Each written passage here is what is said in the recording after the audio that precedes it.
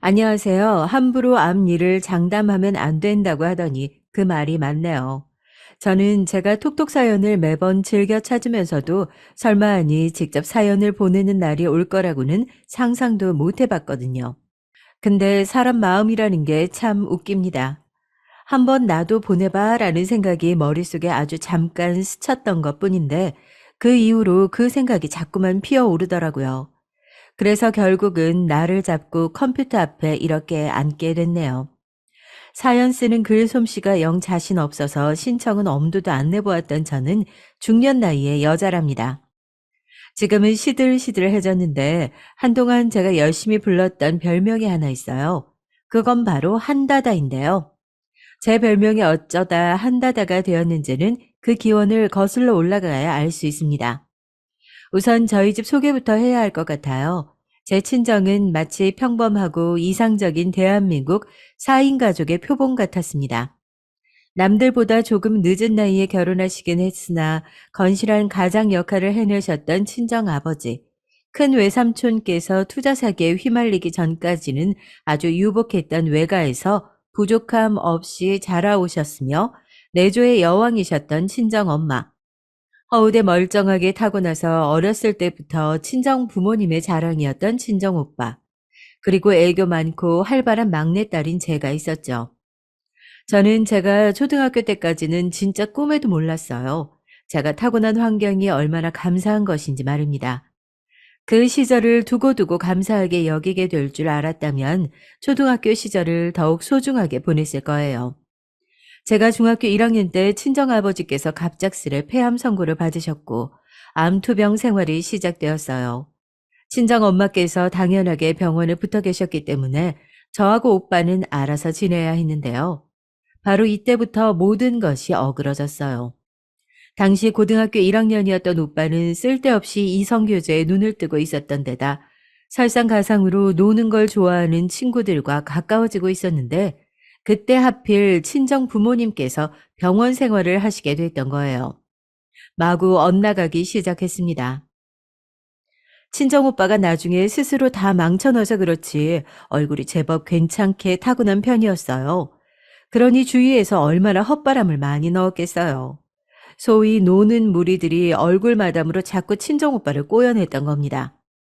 친정오빠는 노는 재미를 알아버렸고 이 여자친구 저 여자친구를 갈아타면서 신명나게 놀았죠.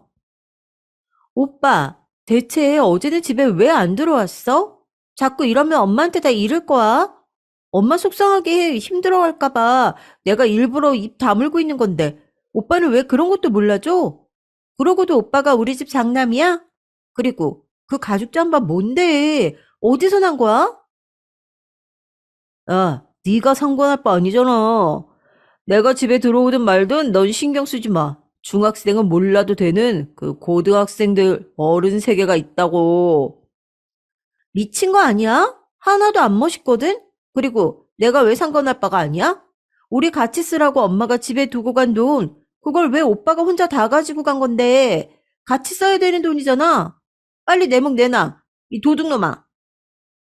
도둑놈이라니, 야, 너 말 조심해라. 그렇게 살아온 여자는 남자들이 대체로 안 좋아하거든? 새겨 들어.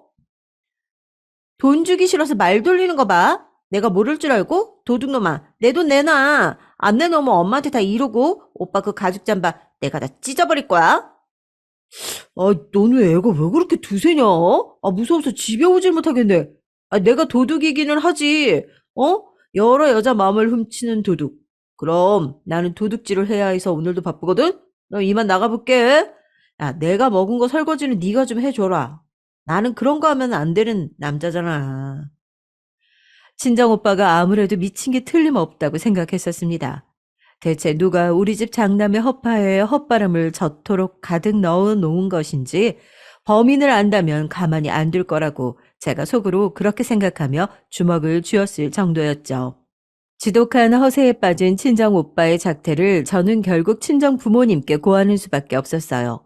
친정 오빠가 제 몫의 용돈도 다 훔쳐가는 것도 모자라서 제 친구들이 생일 선물이라고 십시일반으로 돈을 모아서 저에게 주었던 소중한 나이키 가방과 신발 세트를 어느 날 저 몰래 훔쳐가서 자기 여자친구한테 줬고요. 중학교 입학 선물로 친척 어른들께서 주셨던 손목시계는 누구한테 팔았는지 몰라도 하여간 나중에 알고 보니까 팔았더라고요. 제 머리끈, 목걸이 이런 것들도 다 몰래 가져가 학교의 여학생들에게 500원, 1000원씩 받고 팔았습니다. 저는 친정 부모님께서 얼마나 힘들게 병원 생활하고 계시는지 아니까 걱정 안 끼치고 싶어서 묵묵히 견뎌왔는데 더 이상은 좌시할 수 없을 지경이 됐죠. 그래서 병원에 수건과 양말을 챙겨갔던 날 친정오빠의 미친 상태를 실토하고 말았습니다. 친정 엄마께만 말씀을 드린 건데 친정 아빠의 심상치 않아진 낯빛을 확인하신 친정 아버지께서는 무슨 일인지 너무 궁금해하셔서 진실이 다 퍼지게 됐던 건데요. 두 분은 믿을 수 없어 하셨습니다. 특히 친정 엄마께서 이 말을 짚으며 현실을 부정하셨죠. 우리 집 자랑이 그럴 리가 없어. 우리 아들이 얼마나 효자인데 입시 공부하느라 매일 여념이 없다고 분명히 나한테 그랬는데 전부 다 거짓말이었다고? 문제집 살 게 엄청 많다고 그랬었는데 그것도 전부 가짜였어? 아니야, 아니다. 설마 그렇게까지 했을 리는 없지. 우리 효자들이 부모 가슴에 대못을 박을 리가 없어. 친정 엄마께서는 진정 당신의 아들을 다 안다고 생각하셨습니다. 그러니 까맣게 모르고 있었을 면모 따위 당신의 아들에게 없다고 여기셨죠. 제가 쏟아낸 그간의 친정오빠의 모든 행각을 들으시고 아연실색하시며 반쯤은 못 믿으셨던 거예요. 친정아버지께서는 반면 친정오빠가 그렇게까지 엇나갔다는 게 어느 정도는 믿어진다고 하시면서 잠깐의 방황일 거라고 보셨어요. 그간 너무 착한 아들로 살아왔기 때문에 잠깐 엇나간 것이라고 하셨습니다. 그때 두 분의 반응을 보면서 저는 왠지 서운했던 듯 싶어요. 두 분 다 저를 향해 "너는 괜찮니? 마음고생 심했지?" 이렇게 물어주지 않으셨거든요. 몇 달씩이나 혼자 사귀며 지내온 저를 칭찬해 주지 않으셨고요. 그간 집안일도 병원을 열심히 오가는 것도 친정아버지께 틈틈이 편지를 써드리는 것도 다 제가 했는데요. 그래서 무척 서운했지만 한편으로는 두 분의 바람대로 친정오빠가 일시적으로 헛짓거리를 하는 것이길 바랐습니다. 친정 부모님께서 워낙 자랑스레 여겨온 자식이 저희 집안 장남이었으니까요. 두 분이 실망하시고 무너져 내리시는 걸 보기는 싫었죠. 친정 오빠는 객관적으로 저보다 외모를 아주 잘 타고난 인물이었기에 가만히 있어도 대체로 상대방이 먼저 다가와줘서 친구 없이 살 이유가 없었습니다. 세상에 불만이라는 걸 품을 수가 없던 입장이었고요. 미친 방황이 끝나기를 기다렸죠. 하지만 그 언제가 가수 조성모가 본인의 최고 히트곡에서 내 속에는 내가 너무도 많아라고 했던가요? 그거 아주 명가사였어요. 친정 오빠의 속에는 너무 많은 모습이 숨겨져 있었던 겁니다. 친정 부모님께서 자신만만해 하셨던 것과는 정반대로 전혀 예측할 수 없던 친정 오빠만의 모습이 있었죠. 친정 아버지께서 힘겹게 암과 사투를 벌여내시고 퇴원을 하신 뒤 얼마 지나지 않아 엄청난 소식이 있었어요. 친정 오빠가 한 학년 위의 여학생과 사고를 친 것이었죠. 그 언니의 모친께서 저희 집에 쳐들어오시는 바람에 알게 됐습니다. 고3 수험생을 망쳐놨으니 이걸 어떻게 책임질 거냐고 하시면서 난리를 치셨어요. 당황하신 친정 엄마께서 절대 그럴 리가 없다고 하시자 그분이 열받아서 친정 엄마를 한 대 치라고 그랬습니다. 제가 달려가서 막았고 친정 아버지께서 상황을 보시고 놀라 현기증을 일으키셨어요. 저희 아버지 항암 끝내시고 집에 오신 지 얼마 안 됐어요. 스트레스 받으시면 안 된단 말이에요. 그러자 그분이 화들짝 놀라며 환자를 괴롭힐 생각은 없었다고 하시더니 허겁지겁 떠나셨는데 어떻게 책임질 건지 준비를 해서 먼저 연락 달라는 말씀을 마지막으로 남기셨습니다. 그때가 주말 오전이었고 친정 오빠는 공부하러 독서실에 가 있었죠. 연정아, 너 얼른 독서실 가서 네 오빠 데리고 와라. 독서실에 없으면요. 거짓말을 한 걸 수도 있어요. 독서실 새로 끊은 지 일주일밖에 안 됐는데 어떻게 거짓말이겠어. 잘 다니고 있겠지. 빨리 가서 데리고 와. 아우, 집에 큰일 났다 그래. 하지만 제가 옆 동네 독서실까지 가봤지만 친정 오빠는 없었어요. 거기 사장님께 여쭈어봤는데 친정 오빠는 애초에 거기 등록도 안 했다고 그랬습니다. 등록 명단에 이름도 없었어요. 저는 집에 와서 사실을 고했고 친정 아버지보다 친정 엄마께서 먼저 쓰러지셨습니다. 눈앞이 핑 돈다고 하시며 자리에 들어 누우셨어요. 초상집 만들어 놓고 친정 오빠는 늦은 밤에 들어왔고요. 친정 아버지께서 눈물에 귓방망이를 날리셨고 부엌 가위로 친정 오빠의 머리카락을 자르셨습니다. 아버지, 아이, 듬성듬성 자르는 거 너무하잖아요. 이렇게 못생긴 몰골로 어떻게 밖을 나다니라는 거예요. 지나치시네요. 나 아버지 아들 안 할 거예요. 친정 아버지께서 울분을 토하시며 잘못보다 한참 부족한 벌을 내리셨건만 친정 오빠는 적반하장으로 나왔습니다. 친정 부모님께서는 우리 장남에게 악기가 들렸다고 하셨어요. 두 분 다 가슴을 치며 우셨습니다. 부모님 말 맞다나 진짜 악기가 들린 걸지도 몰라. 사람이 왜 저렇게 됐담? 내 오빠지만 진짜 사고 치는 수준이 이제는 징그러울 정도야. 임신했다는 그 고3 언니랑 이제 어떻게 되는 걸까? 저도 미칠 지경이었죠. 상대 측에서 1,000만 원을 달라고 했습니다. 친정 아버지께서 암에 걸리신 이후로 일도 못 나가신 지 오래였고 병원비로 돈도 엄청나게 나갔는데 이제는 현금 1,000만 원을 내놓아야 하는 상황이었어요. 저희 남매는 아직 학생이어서 사회인 되려면 한참이었는데 말이죠. 정신이 아득해지더군요. 일단은 500만 원부터 건넸습니다. 잔금은 그 언니가 수술을 받든 자퇴를 하든 하여간 뭔가 최종 결정이 나면 건네기로 했어요. 근데 여기서 대박 사건이 터졌습니다. 그 언니가 친정오빠의 여자친구가 아니었던 거예요. 여자친구는 근처 학교의 동갑내기였어요. 그리고 친정오빠가 이런 일이 벌어졌다고 실토를 하자 그 여자친구가 열받아서 고3 언니를 찾아갔던 겁니다.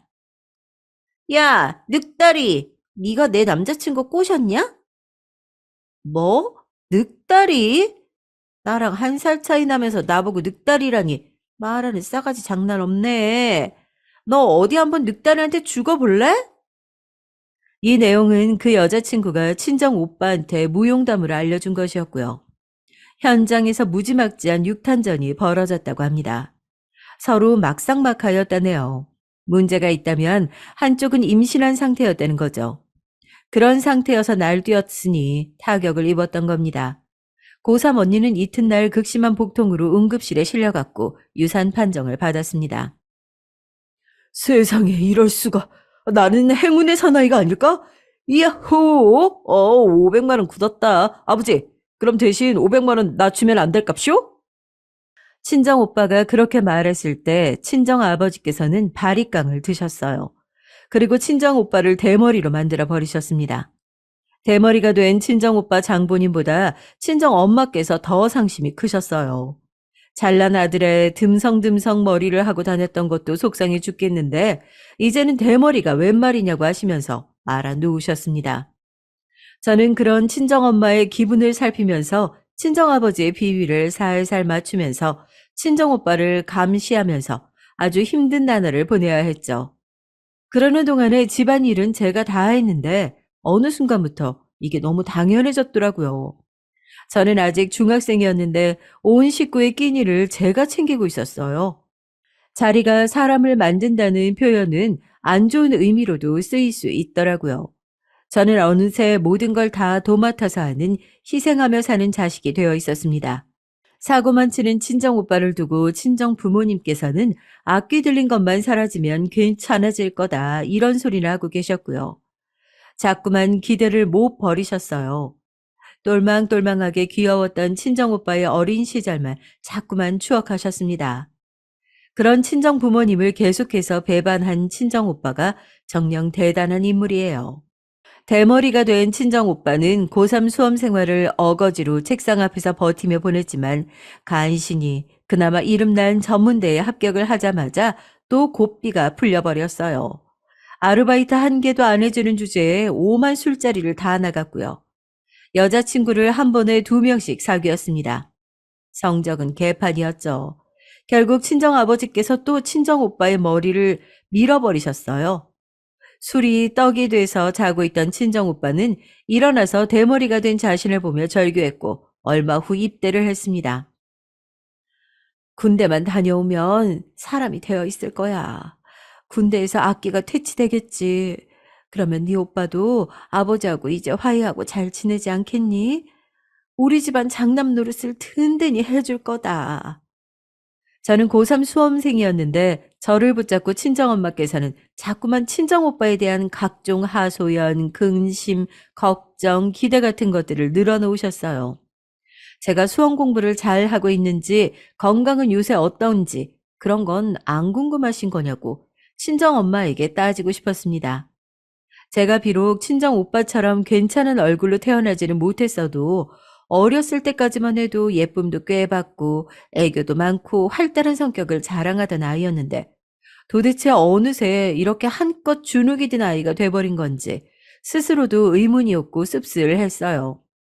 친정 부모님을 걱정시키고 힘들게 하고 싶지 않다는 제 생각이 그렇게나 잘못된 것이었는지 저도 그냥 친정 오빠처럼 열심히 사고나 쳤어야 관심과 애정을 받을 수 있었던 것인지 그게 궁금할 지경이었죠.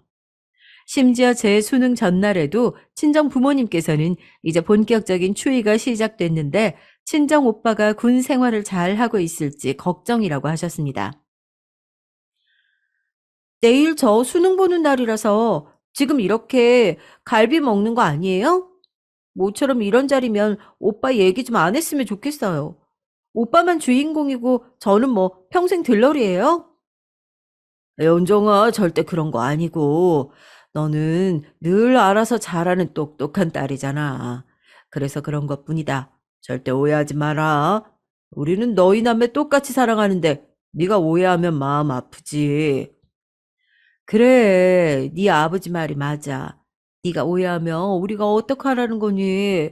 내일 수능 잘 보고 대학도 잘 가길 바란다. 든든한 우리 딸, 파이팅이야. 저는 왜 두 분이 제 말에 그냥 급히 얼버무리시는 것처럼 들렸을까요? 그런 서운함을 안고 저는 제가 수능을 엄청 잘 봐야 한다며 각오를 다졌지만 전날 갈비를 먹으러 갔던 게 잘못된 선택이었는지 시험 도중에 속이 불편해서 신경이 자꾸 쓰였습니다. 수능 결과는 평소 실력보다 못 나왔죠. 너무 슬펐으나 그래도 저 정도면 괜찮은 대학에 도전장 내밀어 볼 만했어요. 그러나 친정 부모님께서는 제가 학비를 덜 드는 대학에 가기를 바라셨습니다. 집안 사정이 제 생각보다 많이 안 좋은 모양이었어요.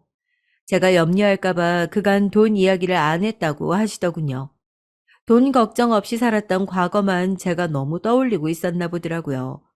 어느새 저희 집은 형편을 걱정해야 하는 처지가 되어 있었습니다. 결국 저는 눈을 낮춰서 장학금을 받을 수 있는 대학을 선택했어요. 그래도 덕분에 부모님이 얼굴에 주름 하나 덜 생긴다고 여기면 나쁘지 않아. 서운한 마음은 뒤로 하고 저는 저희 가족을 위한 길을 선택하며 나아가는 게 맞다고 생각했습니다. 하지만 제가 열심히 노력하면 뭘 하나요? 친정오빠가 다 망쳐놓는데 말이죠. 군대에서 악기가 퇴치되기는커녕 새로운 악기가 들려서 사회에 나왔습니다. 군대에서 친해진 인물들이 각자 사업병과 음악병에 걸린 작자들이었던 겁니다. 친정오빠는 웬 외국 음악에 심취해서 그런 걸 만들겠다고 했어요. 음악을 만들며 자기 사업을 하는 게 목표라고 했습니다. 친정 부모님께서는 그나마 뭐라도 하겠다고 하는 점에서 긍정적인 면모를 보셨다고 해요. 저 대목에서 대체 어느 부분이 긍정적인 거지? 다들 이상해. 이러다가 오빠가 완전히 패가 망신하는 건 아닐까? 나는 그 생각이 먼저 드는데. 전문대 졸업장마저 따고 일단 직장 생활부터 하고 그러고 나서 사업에 도전해 보라는 게 친정 부모님의 지극히 현실적인 제안이었습니다. 그러나 친정 오빠는 대뜸 대출부터 받았어요. 야, 이건 너만 알고 있어라. 내가 수제 사탕 사업을 이제 시작할 거거든? 사업? 수제 사탕? 진짜 오빠 돌았어? 집안 살림 다 거덜내고 싶어서 환장한 거야? 우리 돈으로 하는 거 아니거든? 은행 돈으로 하는 거야. 그리고 우리 집에는 타격 없어. 야, 잔말 말고 네 친구 중에 어디 여성스럽고 귀여운 감각을 가진 능력자 없냐? 수제사탕 홍보하는 디자인을 만들 인력이 필요해. 그런 인력 전문가를 고용해야지. 오빠는 발상 자체가 이상해. 그리고 은행 돈이면 그거 안 갚아도 되는 거야? 아니잖아. 제발 정신 좀 차려. 그러다가 진짜 망한다고. 너 내가 안 망하기만 해봐라. 그때는 네 코 내가 납작하게 해줄 거니까. 너 하여간 이 오빠에 대한 예의가 없어. 하지만 코가 납작해진 건 친정 오빠 쪽이었습니다. 사업 시작하고 10개월 만에 폐업했어요. 대출받은 금액 이상으로 빚이 생겨 있었고요. 몰래 대출받아서 사업을 시작했다는 사실 자체도 놀라운데 쫄딱 망하다니 충격받으신 친정 아버지께서는 결국 암이 재발되고 말았습니다. 진짜 미칠 것 같았어요. 친정 오빠라는 존재가 저희 집을 다 갉아먹고 있었습니다. 눈물로 밤을 지새우면서도 친정엄마께서는 여전히 우리 장남이 정신만 차리면 다 될 거다 이러고 계셨어요. 저는 대학 졸업하자마자 바로 취업부터 했고요. 물론 대학 생활 도중에도 아르바이트를 쉰 적이 없었습니다. 제가 안 벌고 안 모으면 제 미래는 없을 것 같았거든요. 저는 아직 대학 입학을 앞두고 저희 집에 돈이 없다는 충격적인 사실을 친정 부모님께 들었을 때의 참담함이 가시지 않은 상태였거든요. 상황 파악을 냉정하게 마치고 죽기 살기로 돈을 벌었죠. 친정 오빠는 그런 주제에 반반은 생김새 하나 무기 삼아 여자친구들을 계속 만들며 놀러 다녔습니다. 친정 부모님께서는 지난 날을 슬슬 후회하기 시작하셨고요. 돈 벌어오고 친정 부모님께 용돈 보태고 이런 과정만 반복하며 숨이 막힐 지경이었던 저는 제 고단함을 나눠 가지기를 자청하는 남자를 만났고 불이 붙어서 결혼에 골인해 버렸습니다. 그 남자는 사실 친정오빠의 고등학교 동창이었어요. 친정오빠가 처음에 놀러 다니는 재미에 눈을 뜰 때 함께 무리를 지었던 사람이기도 했죠. 하지만 뒤늦게 정신을 차려서 공부에 매진한 결과 괜찮은 대학을 갔고 그 후 쭉 성실하게 살아온 인물이었습니다. 친정오빠의 끝없는 사고문치 행각을 안타까워하기도 했고요. 저와 비슷한 감성을 가지고 있었기에 통하는 게 있었던 겁니다. 살짝 덩치가 있었던 그 남자는 마치 곰 같은 인상을 풍겨서 든든하게 느껴졌어요. 친정 부모님께 결혼하겠다고 졸랐고 얼른 저라도 안정된 가정을 꾸려서 사는 모습을 내심 보고 싶으셨던 것인지 두 분은 허락해 주셨습니다. 제 결혼식에 건강히 참석해야 한다며 친정 아버지께서도 엄청 힘을 내셨고요. 여기까지는 모든 게 좋았습니다. 갑작스럽게 결혼 소식에 당황하던 친정오빠의 넋 빠진 얼굴도 아주 통쾌하게 볼만했었고요. 하지만 세상에는 친구 따라 강남 간다는 말이 있지? 내 친오빠를 애초에 나쁜 길로 빠져들게 만들었던 원흉. 그 일당 중 한 명이었으니 근본이 괜찮을 리가 없는 거잖아. 끼리끼리 어울린다는 법칙은 정말 대단하다. 아담한 빌라의 신혼집에서 서로만 바라보고 의지하며 시작한 결혼 생활. 처음 한 달 정도만 좋았던 것 같네요. 그 남자는 집안일에 손 하나 까딱 안 했습니다. 본인은 양말 한 짝도 세탁 바구니에 직접 넣어본 적이 없다네요. 그럼 그동안 벗은 양말은 어쩌고 살았냐고 했더니 하는 말이 어처구니가 없었어요. 몰라? 난 그냥 벗어두기만 하면 그 다음은 다 우리 엄마가 알아서 해줬는데? 어째서 시어머니께서 일찍이 우라병에 걸려 귀농을 결심하셨는지 저는 알 것 같았습니다. 왜 시누이가 그리고 각종 시댁 친척들이 저를 보며 측은한 눈빛을 보냈었는지 알 것 같아졌죠. 느낌이 쎄했습니다. 연애하면서 저에게 항상 좋은 말, 응원의 말만 해줬던 그 남자는 사실 어디서 본 건 있어가지고 입 바른 소리만 대충 폼나게 할 줄 알았던 거예요. 거기에 홀라당 넘어가서 제 가정을 제 스스로 꾸리고 살고 싶다는 욕심에 아둔한 선택을 해버린 제가 바보였습니다. 든든하게 보였던 덩치는 시간이 지나자 거대한 돼지로 보이기 시작했죠. 저는 자꾸 잔소리를 하게 됐고요. 대체 남편을 맞이한 건지 문제아 아들을 키우게 된 건지 헷갈렸습니다. 오만 뒤치다거리를 제가 다 해야만 했어요. 오죽하면 제가 결혼하고 반년 만에 거의 10kg이 빠질 정도였습니다. 친정아버지께서 병원에 다녀오시기로 하신 날 상태 좀 직접 듣고 싶어서 제가 오랜만에 친정에 발걸음을 했었어요. 친정 부모님께서는 저에게 당신들의 이모저모를 막 늘어놓으셨고 저는 다 들어드리며 장단을 맞춰드렸습니다. 늘 그랬듯이 말이죠. 모든 걸 다 들어드리고 해결하려고 애쓰는 자식, 제 역할 말이에요. 근데 친정오빠가 제가 이미 가서 없는 줄 알고 슬그머니 늦은 시각에 귀가하다가 집 앞에서 딱 마주쳤어요. 야, 너 아직도 안 갔냐? 집에 왜 이렇게 늦게 들어가? 날이 깜깜한데, 여자애가. 오빠는 세월이 흘러도 말하는 모양새가 어쩜 그렇게 한결같아? 나 보면 잔소리 들을까봐 그게 걱정되셨나 봐. 됐네요. 나 지금 잔소리할 기력도 없어. 가만 있어보자. 너 왜 이렇게 말랐냐? 웨딩드레스 입는다고 이틀 쫄쫄 굶었을 때보다 더 마른 것 같은데? 무슨 일 있었어? 왜 못 본 사이에 개벽 따고 몰골이 된 거야? 친정 부모님도 안 물어보셨는데 사고뭉치 모든 일의 원흉 악기 그 자체인 친정오빠가 왜 하필 저의 불행을 알아차린단 말입니까? 저는 이 상황 자체가 짜증이 나서 울컥해버렸어요. 아, 물어보면 뭐 어쩔 건데. 오빠가 지난 세월 망쳐놓은 게 몇 개고, 친사고가 몇 갠데, 내가 결혼해서 스트레스 받고 머리 잡아 뜯으면서 하는 게 뭐가 그렇게 큰일이라고 이래? 난 아무렇지도 않아. 오빠 때문에 웬만한 일에는 면역이 돼 있거든? 자존심 상하게도 저는 외치면서 엉엉 울어버렸어요. 그리고 집에 가서 제 남편이라는 남자에게 내 초콜릿 네가 먹었냐 이딴 소리 들었습니다. 울고 난 제 얼굴은 안 보였던 모양이에요.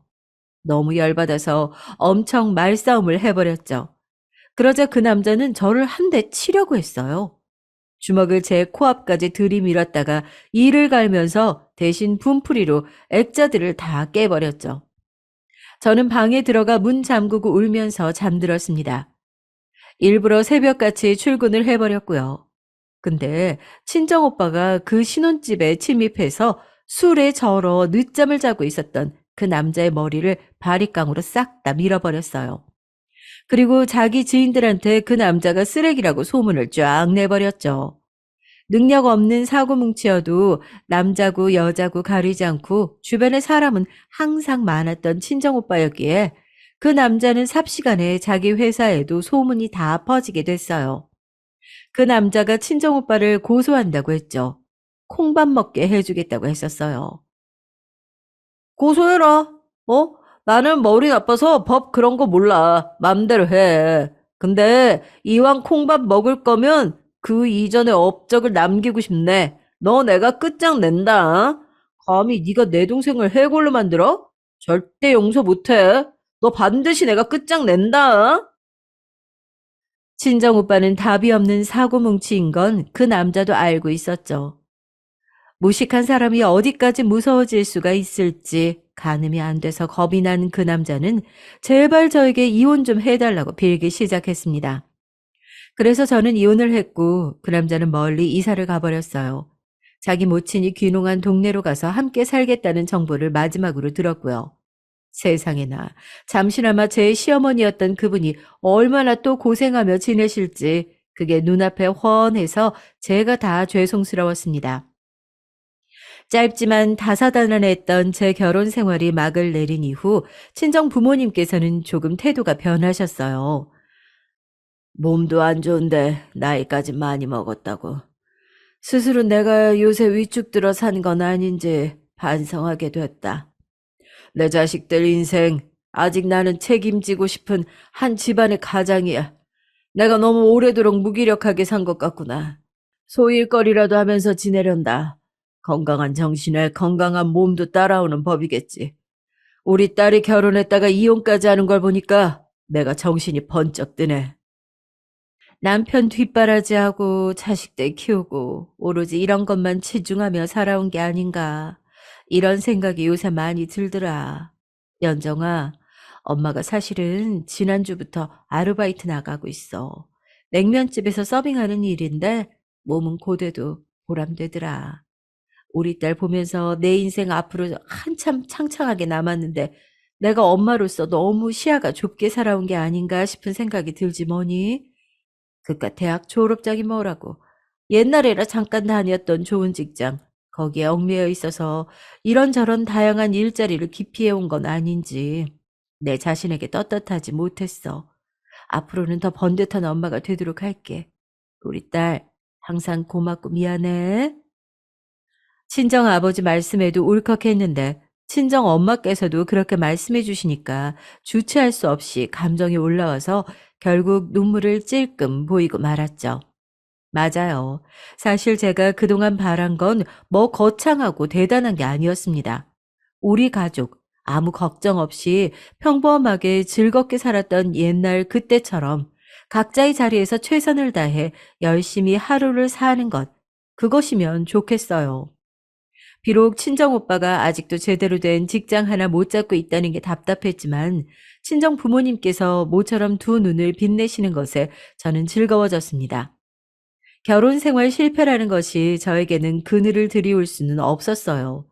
전보다 더 열심히 직장 생활을 하기 시작했죠. 친정 오빠는 간혹 음악을 진지하게 하겠다며 작업시 장만이니 뭐니 하는 헛소리를 해댔지만 친정 부모님께서 이제는 아예 그 헛소리를 상대도 안 해주셨기 시작했기 때문에 더 이상 제가 걱정이 되지는 않았어요. 대출을 받아서 또 말아먹든 말든 알아서 실패하고 알아서 회복하라는 것이 친정 부모님의 입장이었습니다. 단호하고 냉담해진 친정 부모님의 태도에 친정 오빠는 놀란 모양이었죠. 반대로 저는 즐거웠고요. 힘을 내서 살다 보니 또 인연이 찾아왔어요. 다시 결혼을 한다는 게 저에게는 도전이었는데 남편이 무척 마음에 들어서 어쩔 수가 없었네요. 이유가 있었습니다. 우선 남편은 입이 짧았어요. 좋아하는 음식도 딱딱 정해져 있었고요. 그리고 살짝 결벽증이 있어서 정리정돈에 능했습니다. 이런 사람 특성상 성격은 조금 예민한 편이었고요. 탄탄한 직장에 재직 중이었고 업무 스트레스도 잘 받는 성격이었습니다. 이런 면들만 보자면 여자들이 결혼 상대로 선뜻 선호할 만한 인간상은 아니죠. 그치만 저는 이런 면들과 정반대의 면들만 가진 남자와 장렬하게 결혼 생활에 실패한 전적이 있는 사람이었습니다. 남편이 보면 볼수록 마음에 들었고요. 그리고 남편 또한 자기의 예민한 면들을 너무 마음에 들어 해주는 저에게 이끌렸습니다. 남편이 신탁을 했는지 시아버지께서 약간 그런 성격이셨어요. 딱 봐도 내향적이셨고요. 눈빛에도 예민한 기질이 담겨 있었습니다. 그런데 놀라운 건 반면에 시어머니께서는 말수가 많고 호들갑을 떨고 이런저런 궁시렁거림을 잘하는 분이었다는 거예요. 듣자마자 옛날에 중매 결혼을 하신 모양이었어요.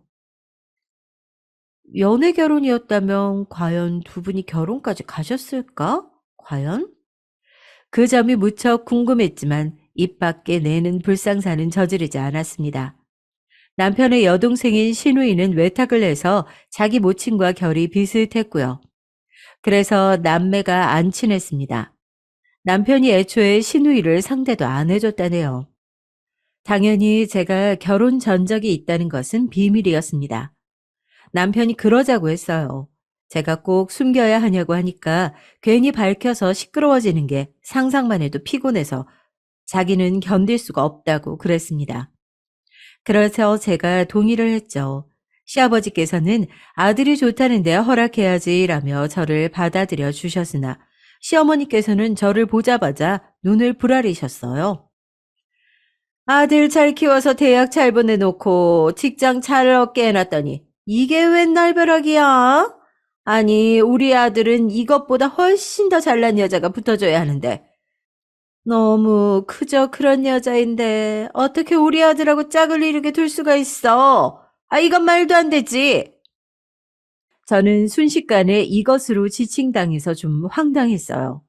근데 왠지 남편이 알아서 해줄 거라는 묘한 믿음이 있었고, 그냥 겸손하고 수더분한 척을 하면서 입 꾹 다물고 연신 고개를 숙이는 것이나 잘 했습니다. 남편은 제 기대를 저버리지 않았어요. 단박에 해결을 한 건데요. 이튿날 위경련으로 응급실에 실려감으로써 모친의 반대표를 없애버렸습니다.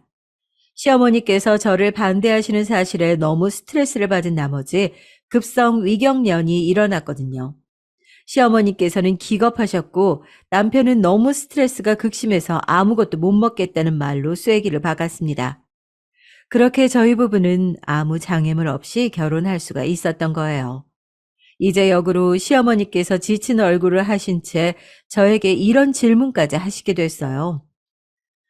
우리 아들 보통 예민한 게 아니라서 감당하기 힘들 텐데 정말 괜찮은 거 맞니? 네, 그럼요. 저는 각종 힘든 상황에 보통 면역돼 있는 게 아니라서요. 뭐든 꿋꿋하게 잘 견뎌낼 자신이 있습니다. 그래? 아유, 우리 아들이 왜 너랑 결혼하겠다고 난리 쳤는지 이제야 좀 알 것 같다. 사실 나는 내 욕심에 그럴싸한 집안하고 사돈 맺고 싶었거든. 근데 자식 마음이라는 게 어디, 아유, 내 뜻처럼 안 되네. 내가 이걸 받아들여야겠지. 부모 뜻처럼 자식이 안 된다는 거. 저희 집안에 그 강력한 예시가 존재했기 때문에 저는 갑자기 시어머니를 향해 깊은 공감대를 형성하게 됐어요. 첫인상은 결코 쉽지 않고 표독스러운 분으로만 보였는데 자식 문제로 전전긍긍하는 부모라는 생각을 하고 나니까 별로 어렵게 여겨지지 않더라고요. 앞으로 시어머니와 잘 지내보고 싶다는 생각도 들었고요. 아, 제가 초반에 제 별명 이야기 해드렸죠? 이제 그 대목 나올 차례예요. 드라마 중에 한 번 다녀왔습니다라는 작품이 있었어요. 결혼하고 나서 지인들과 연락하던 중에 다들 그 드라마를 본다는 사실을 알게 됐었죠. 제목의 뜻은 결혼과 이혼 전적이 있다는 의미고 제목의 줄임말이 한다다였는데요. 어쩌다 보니 제 별명이 돼버린 거예요. 제 성이 한씨거든요. 그리고 저도 이혼 전적이 있었으니까요. 지인들 사이에서 제 별명이 한다다가 됐다고 했더니 남편이 이걸 굉장히 재밌어 했습니다. 저를 걸핏하면 장난스럽게 한다다! 이렇게 불렀거든요. 그렇게 재미를 들렸었는데 문제는 바로 이것 때문에 제 전적이 들통나고 말았다는 거예요. 저를 그렇게 부른다는 걸 시댁에서 목격한 시누이가 뭔가 낌새를 느꼈는지 자꾸만 캐물었던 겁니다. 언니, 한 번 다녀왔어요? 왜 오빠가 언니 별명을 그렇게 불러요? 아니면 아니라고 정확히 말해주세요. 근데 그냥 말하지 말고 하늘에 맹세하고 말해주셨으면 좋겠어요? 제가 속으로 얘 왜 이렇게 집요해? 이렇게 생각했지만 겉으로는 차마 티를 못 내고 어쩔까 고민하다가 숨길 수 없겠다 싶어서 어쩌다 보니 짧게 결혼 생활 한 적이 있다고 답해버렸죠. 저는 제발 비밀로 해달라고 그랬지만 입산 시누이는 당장 시어머니께 이 사실을 밝혔습니다. 시어머니께서는 즉시 발작하셨어요. 이혼 경력이 있었다고? 아니, 그걸 어떻게 감쪽같이 숨기고 뻔뻔스럽게 결혼할 수가 있었니? 아유, 무섭다, 무서워. 그 앞에서 죄인이 된 저는 고개를 숙여야 했죠. 뭐 어쩌겠어요. 엎질러진 물이었습니다. 제가 과거를 들켰다는 걸 친정 식구들한테도 알렸었는데, 그러자 친정 엄마가 안타까워 하시면서 자리를 만들고 싶다고 하셨어요. 같이 냉면집에서 일하셨던 어떤 아주머니의 딸이 새로 카페를 오픈하기로 했는데, 거기가 마침 시댁 근처였거든요. 개업한 곳에 얼굴을 비출 겸 그때 시어머니도 만나고 싶다고 친정 엄마께서 그러시길래 제가 시어머니를 모시러 자리에 나갔습니다. 친정 엄마께서는 연신 저 자세로 사과를 하셨어요. 저희 딸이 뭐가 잘못이겠나요?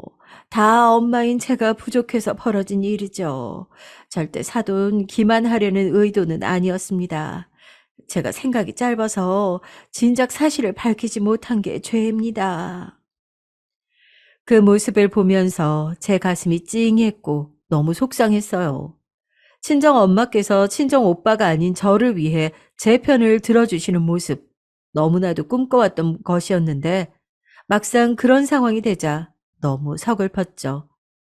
그때가 코로나 초창기였는데 친정 엄마께서는 정성스레 쇼핑백에 담아오신 마스크도 시어머니께 선물 드렸습니다.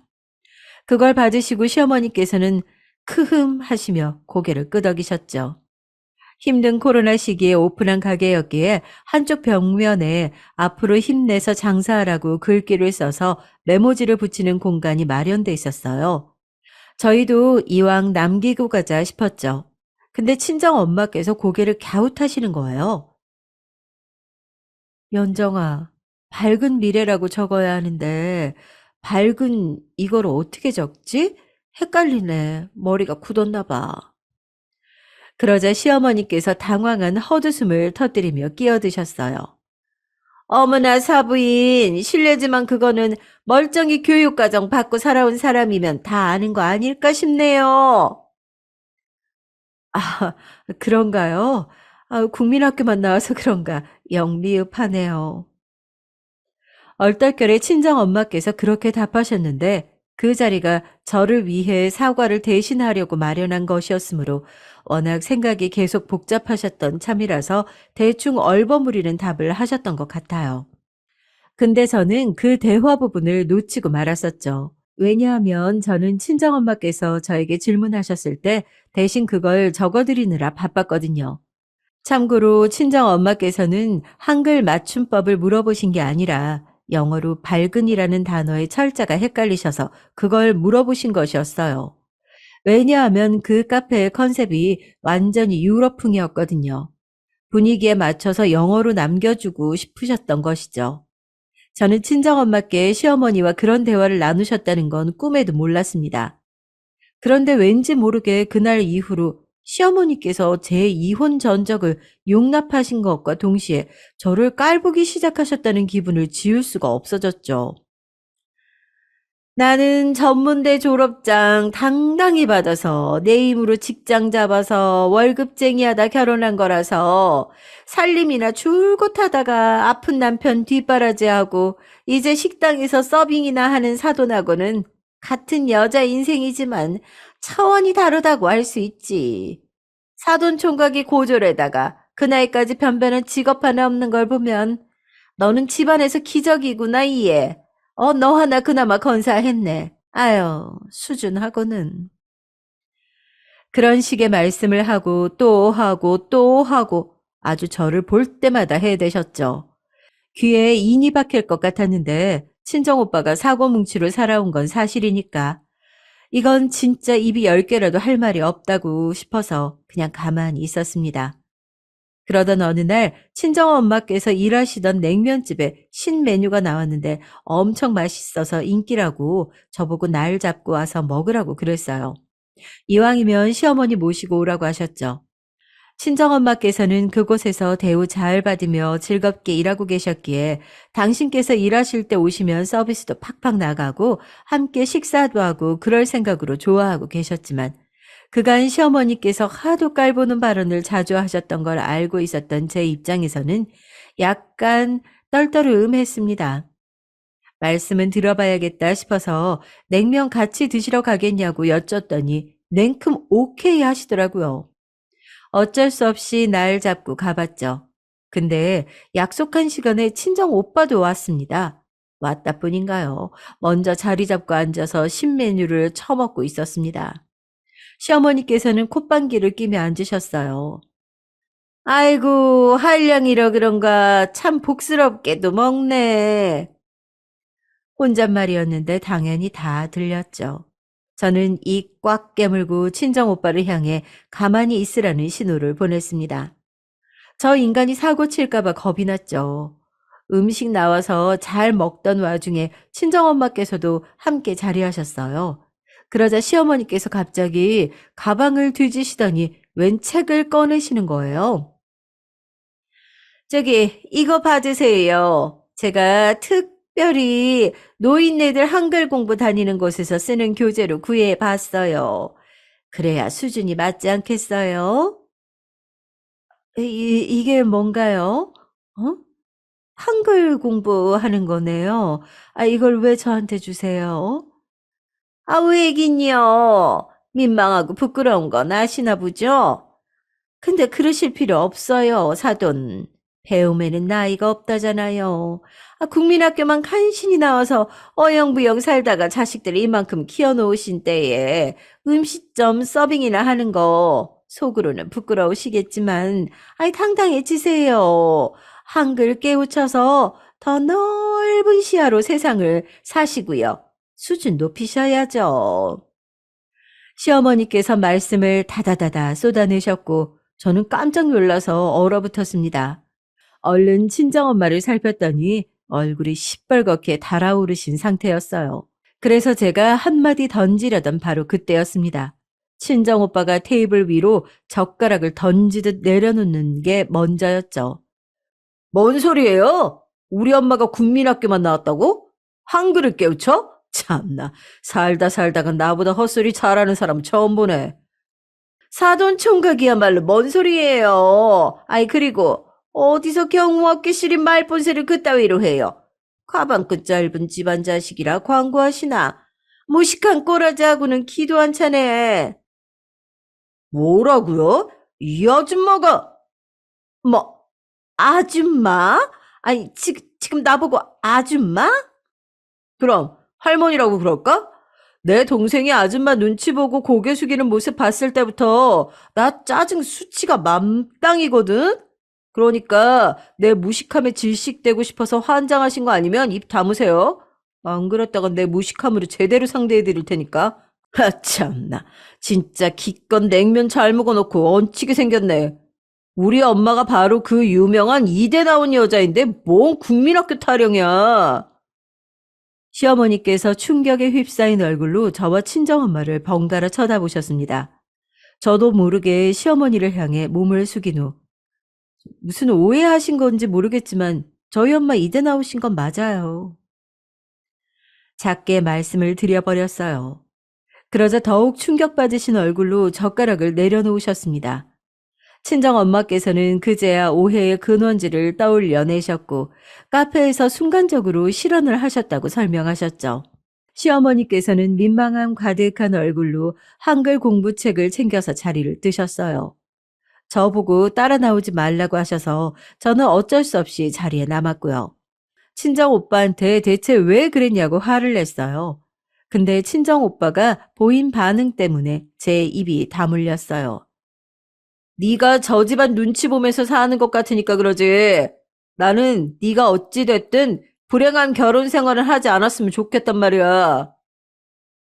아휴, 사고만 치는 못난이면 말도 못하든가. 말은 잘했어요. 솔직히 친정 오빠 덕분에 제 속이 왠지 시원하기도 했기 때문에 저는 피식피식 웃어대며 마저 냉면을 먹었습니다. 시어머니께서는 따로 친정엄마께 연락을 하셔서 사과를 하셨고요. 친정엄마께서도 친정오빠의 무례를 사과하셨다고 해요. 그 후로 시어머니께서는 두 번 다시 제 친정을 얕잡아 보지 않으셨죠. 심지어 그날 이후로 3개월 뒤 친정오빠가 엄청난 인연을 만났거든요. 음악하겠다고 또 설치다가 새언니를 만났는데요. 새언니는 요새 표현으로 금수저였습니다. 워낙 잘나고 가진 것도 많아서 취미로 음악을 하던 중에 친정오빠를 만났고 다른 건 몰라도 친정오빠가 외관은 괜찮았거든요. 그리고 하도 능력이 없어서 많이 말아먹으며 살아서 그런지 주변에 늘 사람이 넘쳤던 걸로 봐서는 인간관계는 좋았습니다. 자기 사람한테는 한없이 관대하고 의리를 지키는 성격이었으니까요. 내가 잘났는데 굳이 남편까지 잘날 필요가 있을까? 그러면 오히려 피곤하겠지. 난 오히려 못난 구석 많아서 내가 더 돋보이는 남편이라면 그 편이 마음에 들어. 세연이는 그런 소리를 하더니 냉큼 친정오빠를 낚아채서 결혼까지 가버렸습니다. 친정오빠의 다사다난했던 과거를 다 듣고도 결혼 결심을 절대 안 물린 세연이가 대단하다고 느꼈네요. 그리고 결혼할 인연은 이렇듯 따로 있다는 생각이 새삼 들었습니다. 저도 어쨌거나 남편하고 둘이 있으면 엄청 편안하고 잘 맞았으니까요. 친정 오빠가 부잣집 사이가 되니 친정 부모님과 저도 얼떨떨했지만 시어머니께서 그 소식을 듣고 턱이 빠져라 놀라셨던 표정이 가장 압권이었답니다. 친정 엄마께서 이대 나온 여자였다는 사실을 아시고 나서 의기소침해지기는 했어도 제 친정 오빠가 변변치 않게 사는 모습에 속으로 흥 이렇게 여기고 계셨던 모양이에요. 순식간에 친정 오빠가 대단한 집안의 일원이 된 것에 많이 놀라셨던 것인지 한동안 멍하게 지내셨다는 후문입니다. 이런 것들을 보면 인생은 돌고 돌아 어떤 지점에서 빛을 발할지 알 수 없는 놀이기구인 것만 같다는 생각이 드네요. 안녕하세요. 저는 저를 낳아준 부모로 인해 크게 덕을 보지는 못했기에 늘 살면서 우울했던 것 같아요. 그래도 살 희망이 있다고 살아보라고 저를 건드려준 일이 있어 이렇게 한번 적어보게 되었습니다. 늘 박복하게 살아왔던 저에게 흔하지 않은 일이 찾아왔거든요. 일단 이 일을 말하기 위해서는 제가 이혼을 했고 딸 하나를 키우고 있는 싱글맘이라는 사실을 말해야 할 것 같습니다. 그래요. 저는 이제 39살이 된 여자이고 서울에서 살고 있어요. 딸 아이는 현재 초등학생이고 얘를 두고 일하러 다니느라 맨날 걱정에 좀처럼 노연하지 못하는 사람이기도 합니다. 그래도 주변을 보면 다행인지 불행인 건지 혼자 애를 키우는 엄마들이 종종 보이기도 합니다. 하지만 시선이 안 좋은 건 여전해요. 저도 뭐 이렇게 되고 싶어서 그런 건 아니고 이런 제가 어지간히 만만한 건지 시어머니로부터 전화도 곧잘 와요. 예, 어머마. 네가 이혼은 했다고 하지만 그래도 애비랑 선영이 서로 보견을 해줘야 되는 거 아니냐? 언제까지 그렇게 꽁꽁 숨어서 살 거야? 아니, 말 맞다나 너나 아범이나 뭐 죄지어서 사라진 것도 아니고 왜 그렇게 각박하게 살아야 되냐고. 어머니가 이런 말씀을 하시는 이유는 제가 도통 우리 남편에게 딸을 안 보여주고 있었거든요. 일단 법적으로 교섭권이라는 게 있고 서로 보도록 허용된 시간들이 있기는 하지만 자꾸 그 외에도 보려고 욕심을 내니까 전 마음에 안 드는 거예요. 은근슬쩍 다시 잘 해보겠다고 그러는 것도 아니고 제가 볼 때에는 순전히 본인 죄책감 때문에 그러는 것 같거든요. 어머니, 저는 충분히 선영이랑 선영 아범 만나게 해줬어요. 그런데 제가 왜 이렇게 눈치를 봐야 하는지 모르겠네요. 얼마 전에도 둘이 만나서 놀이공원도 다녀왔고요. 그리고 연락할 일이 있으면 아범한테 말하면 되지. 자꾸 저한테 연락하시는 이유가 뭐예요? 이건 솔직히 물으면서도 저도 알긴 했지만 그래도 어머니의 그런 모습이 너무 싫어서 일부러 물어봤어요. 제대로 답해 주시지도 않을 걸 알기도 하지만 생각할수록 너무 괘씸해서 말이죠. 얘는 내가 무슨 뜻이 있어서 그렇다고 누가 그러냐? 나는 아무런 생각 없이 그냥 니들 이혼한다고 할 때도 내가 뭐라고 했니? 그냥 젊은 애들이 그러고 있으니까 안타까워서 그렇지. 이혼이 뭐 대수라고? 꼭 그렇게까지 해서 따로 선을 긋고 살아야겠냐고. 웬만하면 그냥 같이들 다시 살지 그래. 아니 아범도 그 집 그대로 살고 있잖아. 드디어 본심이 나오니 저도 머리가 확 아파오더라고요. 아니요, 어머니. 저는 다시 살 생각 없어요. 그냥 좀 저희 놔두세요. 그런 의미로 전화하시는 거면 이제 어머니 연락받기도 힘들겠어요. 그만 끊겠습니다. 이러고 전화를 끊어버렸죠. 솔직히 어머니에 대해서 좋은 마음을 가질 수도 없는 게 제가 남편과 이혼한 이유 안에 어머니가 있기 때문이에요. 우리 남편과 제가 본격적으로 이혼을 하게 된 것은 어쩌면 짐작하셨을 수도 있지만 바로 남편의 외도 때문이에요. 흔히들 이런 이유로 헤어진다고 하지만 저한테도 이런 일이 쉽게 일어날 거라고 생각은 못 했거든요. 누구나 이런 일을 겪기 끔찍해 하지만 알게 되었을 때 정말 하늘이 두 쪽으로 갈라지는 것 같더군요. 이때 바로 남편한테 전화해서 뭐라 뭐라 했지만 더 열받는 건 그때 저에게 매우 저자세였다는 거예요. 여보 미안해. 사실 딱 한 번만 만난 건데 자기가 생각하는 그런 게 아니야. 하도 얘가 만나자고 연락이 와서 어쩔 수 없이 봤던 건데, 그래도 자기 기분 나빴으면 정말 미안해. 한 번만, 제발 다시 한 번만 나랑 얘기 좀 하자, 응? 조금만 내 얘기를 좀 들어줘. 남편이 이렇게 사정사정하고 저에게 매달렸고 아주 발빠르게 인정을 했어요. 근데 이 불륜이나 외도 맘카페를 보니까 대부분의 남편들은 다 난리를 치고 길길이 날뛴다면서요. 우리 남편은 빠른 인정, 빠른 대처, 빠른 사과, 이 3종을 전부 다 했어요. 그럼에도 저는 속이 뒤집어지고 불이 활활 타오르는 듯 남편에 대한 용서가 좀처럼 이루어지지 않더라고요. 아니 됐고 나가 죽어 그냥. 나는 너랑 안 살 거야. 도저히 나는 잊을 수가 없어. 뭐? 그렇게 동호회를 들락거리더니 기어이 거기서 다니는 여자랑 일을 쳤네. 야, 나는 뭐 나갈 수 없어서 안 나가는 줄 알아? 저는 정말 너무 서러웠던 게 저도 결혼 전에는 활발하게 동호회 활동이나 많은 것들을 했던 사람이에요. 그런데 결혼하고 생활이 바빠지고 돈도 많이 못 버는 남편 때문에 아주 바삐 살았단 말이죠. 그런 저를 두고 이 인간은 형편도 그리 좋지 않으면서 어떻게 그럴 수가 있을까요? 전 이때 마지막이다 하고 할 말을 더 퍼부었죠. 이때 애가 초등학교 1학년일 때였는데 미련 없이 바로 돌아서게 되었던 건 어머니에게 당했던 것도 있었거든요. 그리고 당신 말이야, 시간 있으면 어머니한테서 좀 물어봐. 아니, 어머니한테 따질 거 있음 좀 따지고 와. 내가 알기론 어머니도 그 여자 만나셨다며? 당신이 그날 지나가다가 같이 걸렸다며. 근데 진짜 웃기지도 않더라. 어머니 내가 모를 줄 아셨대? 남편은 이야기가 이쯤 코앞까지 오니 무슨 말이 나올지 눈치를 챘는지 마구 얼버무리려고 하더군요. 하지만 그렇다고 넘어가 줄 제가 아니었죠. 저는 끝까지 몰아붙이기 시작했고 급기야는 말하다가 서름이 터져 울음까지 나오게 됐어요. 어떻게, 어떻게 그러실 수가 있어? 본인 손녀를 낳아서 몇 년을 키워온 며느리를 두고 아들이 새로 만나는 여자의 직업이 마음에 든답시고 애가 며느리였으면 좋았을 거라고? 나 그 말 평생 잊지 않아. 그러니까 당신 좋은 말 할 때 이혼하는 게 좋을 거야.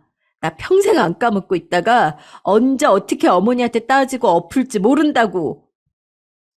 이러니 남편은 기함을 했고 한두 번 빌고 빌어서 이게 봉합될 거란 기대는 할 수 없었던 거겠죠. 진정해, 여보. 우리 엄마가 무슨 나쁜 뜻이 있어서 그런 건 아니고, 아니 됐어. 이쯤에서 마무리 짓지 않으면 당신과 나 모두에게 안 좋은 그림이 될 거야. 어머니까지 더 확대시켜 볼까? 그 여자 끌고 가서 어머니한테 이 여자 며느리로 들이시라고 크게 한번 질러봐. 아버님은 그 꼴 보시면 또 어머니 때리실 텐데 당신은 그렇게 했으면 좋겠어? 여기까지 얘기가 진행되니 남편도 머리가 아픈지 슬슬 고민을 했고 결국 우리는 그대로 순조롭게 이혼까지 가게 됐어요. 정말 솔직히 별 수가 없잖아요. 어머니는 제가 그런 내용들을 알고 있다는 걸 전혀 모르고 계셨고 외도 한번 갖고 이혼한다고 별 쇼를 다 하셨죠. 그래 놓고 본인은 전혀 시집살이도 안 시켰고 며느리를 괴롭게 한 기억도 없다고 하시는 거예요. 사실 이 판에 우리 엄마가 제 남편을 엄청 들쑤셔 놓기는 했었답니다. 자네 진짜 미친 거 아닌가? 우리 딸 데려갈 때 무릎 꿇고 온 지방으로 다니면서 얘네 외가며 친가 지방 다 돌며 인사드릴 땐 언제고. 진짜 혈기도 좋네. 그 나이 먹어가지고 한창 결혼했을 때 자네 마누라 나이 무렵에 어린애한테 또 눈길이 가? 이제 내 딸은 나이 먹을 만큼 먹었고 다 늙고 낡아서 싫다 이거지? 그러는 자네는 내가 아주 머리털을 다 뽑아버릴 거야. 엄마는 이때 안 그래도 탈모가 시작되어 듬성듬성인 남편 머리털을 잡아댔고 그 인간은 너무 우스꽝스럽게 엄마에게 대항했어요. 장모님, 제발 머리만 안 됩니다. 차라리 뺨을 때리세요. 머리는 살려주세요. 그런데 우리 엄마도 웃긴 게 그저 몇 개 남아있으니 되도 않는 혈기를 부려댄다고 아주 다 잡아뜯을 기세더군요. 결국 제가 말리는 수밖에 없었어요. 웃기고 있네. 이 가증스러운 거 얼마 남지도 않은 몇 가닥 갖고 헬렐레 어린애를 꼬시고 다녔나? 어디 진짜 당장 굶어 죽을 것 같은 멀때를 사위라고 맞아줬더니 주제를 모르고 설쳐? 엄마는 정말 이때 제가 뜯어내지 않았으면 일을 냈을 거예요. 그러니 우리 이혼은 일단락됐고 저는 잠깐 친정에 있었어요. 흔히 이혼해서 싱글맘이 된 여자들에게 있어 차차 이어지는 순번 아니겠나요? 그러나 역시 많은 이들이 여기서 확장된 선택을 하듯 저도 그래야만 했어요. 이때 엄마랑도 아주 눈부시게 싸우기 시작했거든요. 엄마는 아빠와의 삶도 편치 않아 죽겠는데 딸마저 집으로 굴러들어와서 힘들게 한다고 난리였어요. 아이고, 내 팔자야. 남편이란 인간도 술 달고 살지. 딸년도 이혼해가지고 혹 달고 들어왔지. 남들은 다 아들들이 보내주는 여행만 잘 다니고, 남편도 일찍 보내고, 밥 걱정 없이 잘만 사는데, 나는 이게 뭐야, 어? 내가 얼른 가야 이 꼴을 안 보지. 이런 말을 하는 엄마의 심정도 저는 잘 알기는 하겠어요. 안 그래도 반대하던 결혼을 했고, 그러고 수년이 지나서 사위의 외도 소식을 듣고 기겁하고 쓰러지려 했던 엄마를 생각하면 뭐 저라도 마음이 좋을까요? 하지만 엄마의 넋두리를 들으면 들을수록 저를 미치게 했고, 나중에는 이것이 저를 향한 비난으로 이어지더군요. 피해자가 가해자로 무능력자로 바뀌게 되어지는 이 순간, 전 도무지 마음에 들지 않았어요. 따지고 보면 네 시모 말이 그렇게 틀린 게 아니야. 남자들 뭐 대단한 성인군자라도 있는 줄 아냐? 그때그때 월급 따박따박 주는 남편에 집에 있으면 그냥 그걸로 된 거 아니냐고. 뭘 여자로서 사랑까지 바래가지고 욕심을 부려. 그런 게 돈을 갖다 주냐, 쌀을 갖다 주냐. 그리고 집을 주냐고. 김서방이 너한테 집 나가란 것도 아니고 싹싹 빌었다면서. 아니 그럼 그냥 눈 감고 같이 살았어야지. 뭐하러 멍청하게 집을 나와. 엄마는 가뜩이나 좁은 친정집에 저와 제 딸이 온 데다가 빨래며 뭐며 살림이 배로 늘어나니 견딜 수가 없었던 것 같아요. 하지만 그렇다 쳐도 넋두리는 점점 깊어지고 저와 엄마 사이 골만 점점 커지게 만들더군요. 이런 상황을 한두 번은 모를까 우리 딸이 듣는 데서 자꾸 듣다 보니 저 역시 참을 수가 없이 감정이 나빠졌어요. 엄마, 내가 바람 폈어? 내가 잘못해서 쫓겨났어? 그런 게 아닌 거 엄마도 알잖아. 나는 그러기 싫은데 이혼을 당한 거나 마찬가지야. 막말로 다른 여자를 만나던 남자와 어떻게 같이 사냐고? 우리 선영이한테는 지 아빠가 지 엄마랑 살아야 진짜 아빠인 거지. 엄마 말고 이 여자 저 여자 만나는 사람이 어떻게 순수하게 얘네 아빠가 될 수 있냐고. 엄마는 이런 말도 귀에 들리지 않는 듯 자기가 하고 싶은 말만 했고 지칠 대로 지쳐버린 저는 결국 독립을 선언하게 됐죠. 꾹 다물고 돈을 모아서 원룸을 하나 알아봤고 부득이하게 딸은 전학을 시켜야만 했어요. 형편상 살다 보니까 어쩔 수 없겠더라고요. 엄마는 동네 할마씨들도 다 알게 되었다며 저를 무척이나 부끄러워했거든요. 야, 마트 아줌마도 나한테 물어보더라. 딸이 잠깐 다니러 온 거냐고 말이야. 말하는 눈치가 이미 속으로 지들끼리 100번, 1000번 결론 내린 거야. 그래 놓고 나한테 모른 척 묻는 거지. 아주 그냥 못된 것들 저거. 입들 아주 그냥 다 꼴보기 싫어 죽겠어. 시간이 갈수록 우리 딸도 외할머니의 이런 어투에 눈치를 보기 시작했고 저는 정말 마음을 둘 곳이 없다는 생각만 들었어요. 엄마한테 이런 걸 따져서 싸워봐야 얼마나 승산이 있고 또 얼마나 이득이 있겠어요. 서러우면 제가 알아서 능력을 갖춰가지고 밖으로 나와야 되지 않겠어요? 솔직한 마음으로 엄마는 엄마 본인도 젊은 날 저를 두고 나간 적이 있어요.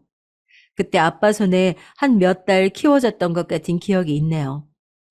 그러고 돌아와서도 딱히 저에게 정성스런 눈길을 보내지도 않았고요. 그랬던 사람이 왜 그렇게 자식 키우느라 진득하게 고생한 사람 행색을 하는지 모르겠어요. 내가 너 키우느라 고생했던 것만 생각하면 너는 진짜 엄마한테 효도하면서 살아도 모자랄 판이야. 그런데 어쩜 이렇게 뒤통수를 치냐? 홀몸도 아니고 자식도 있는 것이 어떻게 그대로 또 집으로 기어들어와서 이 고생을 시키냐고. 아휴, 진짜 내가 못 살아. 이렇게 제명에 못 살고 일찍 할 판이다, 정말. 맨날 이런 저주 같은 소리를 듣다가 가뜩이나 삶의 의욕도 없는 제게 너무 힘든 날이 될 것 같았죠. 어떤 날은 남편에게 당한 것 시어머니에게 들은 헛소리보다 엄마의 말이 더 저를 아프게 하더라고요. 오죽하면 저는 평소 연락하지도 않고 사이가 썩 좋지 않았던 커리어 우먼인 친구에게 연락을 하게 됐어요. 어머, 유진이, 네가 무슨 일이야? 나한테 전화를 다 하고? 딸은 잘 크고 있지? 제가 이 친구한테 연락했던 이유는 정말 비참하고 비참하게도 돈이 없었기 때문이에요. 이 친구는 대학 시절 저랑 같이 학원도 다니고 공부를 했는데 집이 좀 사는 편이었어요. 제 결혼식도 왔고 동기 모임에서도 함께 얼굴을 보곤 했었고요. 사실 성격이 엄청 카랑카랑한 애라 저랑 잘 안 맞고 결혼도 안 한 애였기에 연락할 일이 없어요. 한때 결혼하는 여자들을 한심한 투로 말해서 더 감정이 나빴었거든요. 요즘 같은 시대에 왜 남자들이랑 결혼을 해주는지 모르겠어. 비율적으로도 우리 세대들이 여자가 더 적기 때문에 남자를 고르고 골라서 갈 수 있는데 말이야. 진짜 한심해. 이상한 남자들이랑 결혼해서 바보 취급당하고 사는 여자들 보면 말이야. 오죽하면 남자들 결혼하고 헛짓하는 퍼센트가 반 이상이라고 하겠어? 다들 너무 착하고 바보 같아 죽겠다니까. 이때 결혼한 여자아이들이 대부분인 곳에서 이런 말을 하는 탓에 대단한 미운털이 박혀버렸던 애예요. 그럼에도 연락한 이유는 단 하나. 돈이 여유가 있는 애였고 그걸로 재촉한다든지 쪼들리는 애가 아니었거든요. 게다가 장점 한 가지를 굳이 더 추가해 보자면 입이 좀 무거운 편에 속했어요. 남 얘기에 대해서는 쉽게 떠들어대지 않는 애였고 어딘가 좀 믿을 만한 구석이 있어 보이긴 했거든요. 아무튼 그래서 제가 연락을 따로 했고 어렵사리 제 사정을 말했어요. 내가 최근에 이혼했고 친정을 들어와 있어. 딸 하나 키우고 있는데 독립하기에 지금 돈이 많이 빠듯한 상황이거든. 지금 일을 하고 있는데 아직 갈 길이 멀어서 그런데 혹시 돈 조금 빌려줄 수 없을까? 이런 걸로 연락해서 정말 미안해. 이때 이렇게 말을 하고도 참 두 번, 세 번 다시 생각하며 제 얼굴을 봐도 미쳤던 생각밖에 떠오르지 않았어요. 홀몸이었다면, 아니 결혼 전이었다면 진짜 입술을 피가 나도록 깨물고 허벅지를 찌르는 한이 있지 이런 걸로 남한테 손 벌리지 않았을 거예요. 심지어 제 또래 동기한테 그런 전화를 어떻게 하겠어요? 하지만 당장 자식이 제 앞에 있고 애를 먹여 살려야 할 생각을 하니 저도 참 많이 변했더라고요. 이때 돌아온 동기의 반응은 어땠을까요? 그나마 저는 이 친구 덕분에 독립을 하는 희한한 상황을 경험하게 됐죠. 어쩌다 상황이 그렇게 된 거야? 이유가 뭔지 물어봐도 돼? 이때 말하기는 정말 죽기보다 싫고 수치스러웠지만 별 수가 있나요? 너 그렇게 꼬치꼬치 캐물어 놓고 돈 안 빌려주기만 해보란 식으로 속으로 이를 악물어가면서 어렵게 말을 했죠. 듣고 있다 잠깐 말이 없더니 허허 웃으면서 말을 이어가더군요. 제가 죽기보다 싫었던 그 말을 하면서 말이에요. 아유, 거봐. 내 주변에 너만 그런 일 겪는 게 아니야. 그러게 왜 바보같이 결혼을 해가지고. 자식은 어쩌고 생고생을 하며 낳아가지고 그렇게 살아. 갈 데도 없어서 그렇게 여기저기 돈을 빌려야 되는 거야? 너 그렇게 능력 없던 애도 아니었잖아. 늦게라도 취직할 수 있는 거 아니야? 이쯤 되니 저도 더 스트레스 받을 것도 없고 그냥 새삼스러울 것 하나 없이 몸에 힘이 쭉 빠지더군요. 내가 미쳤지. 왜 괜한 사정을 동네방네 광고하는 마냥 스피커처럼 떠들어서 결국 이젠 동기 모임도 창피해서 못 나가겠네 싶었어요. 그러려고 하는데 갑자기 애가 저를 다급히 부르는 거예요. 얼마야? 얼마쯤이면 이사할 수 있는데? 집은 봐둔 거야? 이때 정말 예상치 못하게 얘가 이런 식으로 계속해서 물어오더니 저랑 연락을 쭉 이어가게 됐죠. 어찌어찌해서 몇천만 원 융통을 해서 저도 대출을 받고 있던 돈 보태고 해서 살을 붙여가지고 원룸으로 이사 가게 됐습니다. 그러면서 저에게 자기가 사회복지 관련해서 연구를 하고 있다더니 딱 한 가지만 요구하더군요. 나 논문 써야 되거든. 한부모 가정에 대해서 좀 써야 할 내용이 있는데 그런 거 네가 인터뷰 좀 해주고 도와주면 나도 빌려주는 기간을 좀 늘려줄 수 있어. 나중에 관련 사업도 할 거라 나한테는 조금 참고가 될 것 같아. 인터뷰만 해줘. 그래서 간단하게 통화해서 이런저런 내용들을 얘기했고 그렇게 서로 간에 필요한 것을 주고받고 저는 겨우 독립에 성공했어요. 솔직히 이 과정에서 이런 도움을 받을 줄 예상도 못했지만 진짜 남이 가족보다 낫다는 말을 이렇게 쓰게 될 줄은 몰랐죠.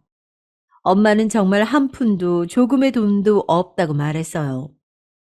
야, 먹고 죽을래도 없어. 그리고 누가 너 보고 결혼하라고 협박을 했어. 뭘 했어? 어? 너 벌어둔 돈 그렇게 없어? 나올 때 김서방한테 돈도 안 받고 나왔냐고. 그 정도 앞길은 네가 해야지. 부모가 뭘 얼마까지 해줘야 하냐? 이런 엄마의 말은 정말 들을수록 감당이 안 되는 게 엄마는 저를 키우는 내내 그렇게 돈을 많이 들이고 고생한 걸 본 적이 없었거든요. 아빠랑 잠깐 헤어졌던 것도 월급 몇 달치를 거의 몰래 엄마가 탕진하듯 써버려서 죽일 듯이 싸웠던 걸로 기억해요. 그때 엄마도 외할머니네 도망가 있었고 얼마 안 돼서 슬슬 들어왔던 것이었거든요. 우리 아빠도 성격 좋지 않고 보통 아니지만 적어도 엄마보다는 생활 면에서 그렇게 흠잡을 것이 없이 살았어요. 말년에 알코올 중독이 되어서 고생하니 문제지만 아무튼 엄마에게 그렇게 미치는 인생은 아니었거든요. 하여간 이래저래 다 해서 나왔고 저는 원룸을 얻고 딸 학교를 전학시키고 겨우 제가 일할 곳도 찾아두게 됐습니다. 이때 직장도 몇 번이나 바뀌었던 것이 처음에는 작은 회사에 다니면서 사무직을 맡고 있었어요. 그런데 애가 몇 번 아프고 변수가 생기니 그걸 틀어막느라 휴가를 제출하다가 결국 잘리고 말았답니다. 초등학교 저학년 아이를 키우는 엄마는 웬만해선 일자리를 구하기가 쉽지 않아요. 그러다가 겨우겨우 구한 게 한의원이었는데요. 여기서는 정말 견딜 수 없는 일을 당하게 되었답니다. 저는 간호조무사 신분이었고 이때 같은 한의원에서 알게 된 물리치료사 분이 있었어요. 남자분이신데 나이가 40대 중반인데 장가를 안 가시고 혼자 사시는 분이었거든요. 그리고 대부분 이때 3, 40대 여자 직원들도 있었지만 이들도 결혼을 안 했어요. 그럼 자기들끼리 눈이 맞아서 잘들 만나든지 그럼 좋잖아요? 왜 이혼한 애엄마인 저한테 이 물리치료사분이 찝적대는 건지 나중에 이분이 무서워서 그만두게 되었습니다. 유진 씨 애가 몇 살이라고 했지? 초등학생이라고 했나? 아유, 그쯤 되면 아빠가 있어야 되지 않아? 새아빠랑 딸이랑 잘 지내는 거 요즘 TV에 얼마나 많이 나와. 나같이 든든한 아빠가 있으면 유진 씨 딸도 좋을 거야. 유진 씨도 그 나이가 돼서 이혼한 건데, 솔직히 어린 총각이랑 재혼할 건 아니잖아. 나랑 같이 이렇게 직장 다니면 얼마나 좋냐고. 이렇게 대놓고 호감을 표시하는데 등치는 산만해가지고 몸집도 크신데 팔에는 털이 숭숭 나 있고 아무튼 외모도 비호감을 나타내기보다는 여러모로 싫어하는 요소들이 섞여 있었어요. 이혼한 여자라고 쉽게 생각하는 건지 진짜 툭하면 저를 불러내시더라고요. 아, 글쎄, 어제 집에서 소주 한잔 하는데, 유진 씨 생각이 많이 나지, 뭐야. 그, 뭐야, 그 딸내미한테 참치 김치찌개를 그렇게 많이 끓여준다며? 내가 또 기가 막히게 김치찌개를 좋아하는데, 그 유진 씨가 한번 끓여갖고 나오면 안 되겠어?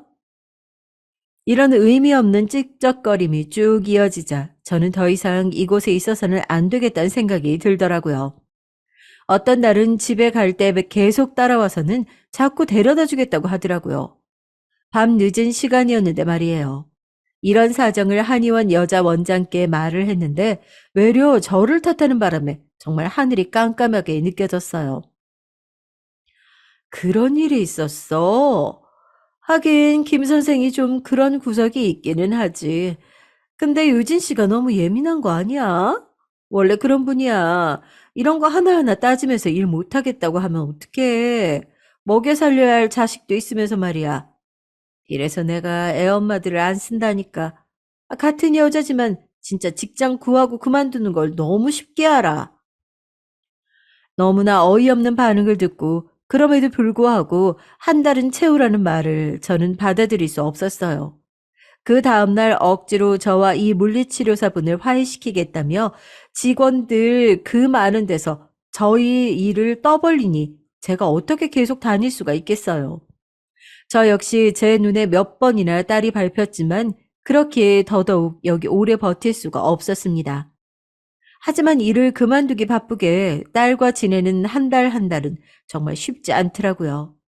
눈 깜짝할 새에 세금 서류들이 날아오고 학교에서는 뭘 그리 갑작스럽게 뭔가를 하겠다고 돈을 요구하는 건지 돈 낼 일들 천지였어요.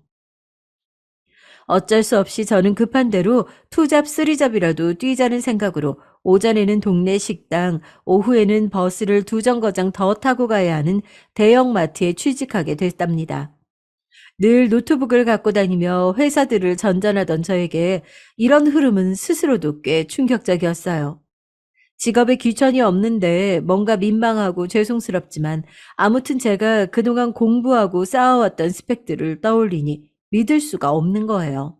한의원에서도 치여서 잘리고 동네 식당에서 서빙을 하고 오후에는 마트에서 물건 진열을 하고 팔았어요. 그런 것들을 하다 보니 여기저기서 저를 함부로 대하는 모양새라든지 많은 것들이 절 괴롭게 하더군요.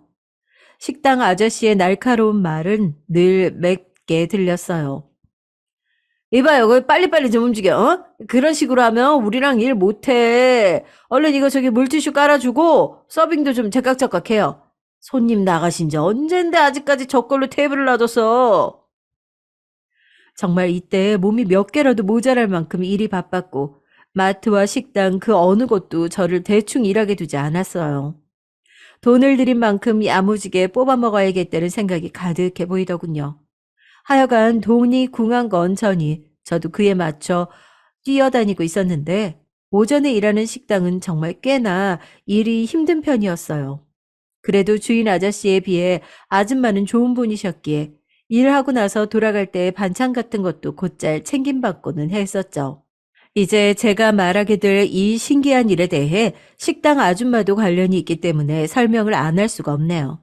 아무튼 바쁘게 투잡을 뛰어가며 살고 있던 어느 날, 저는 그날도 평소처럼 땀을 뻘뻘 흘리면서 식당 청소를 하고 손님을 맞을 준비를 하고 있었어요. 그런데 매번 여기 일찌감치 오셔서 식사하시는 할머님이 있으시거든요. 그날따라 뭔가 어리둥절한 얼굴로 들어오시는 거예요. 아, 안녕하세요, 할머니. 이쪽으로 앉으세요. 날씨가 많이 덥죠? 그렇게 안쪽으로 안내해 드렸는데 할머니 표정이 좀 이상한 거예요.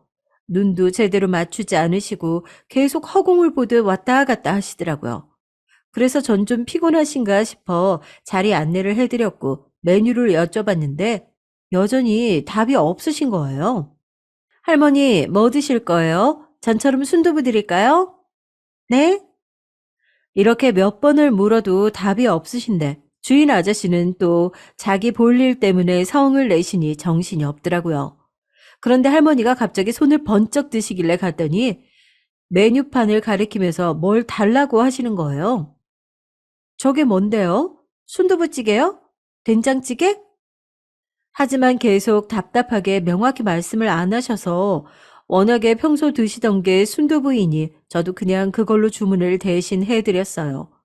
그렇게 해서 내어드렸고 이후로도 한창 아침에 아저씨들이 많이 들어와서 또 저는 바쁘게 돌아다녔어요. 그런데 좀 시간이 지나고 식사를 다 하신 것 같아서 근처에 갔더니 다시 멍하게 계신 거예요. 할머니 다 드셨어요? 치워드릴까요?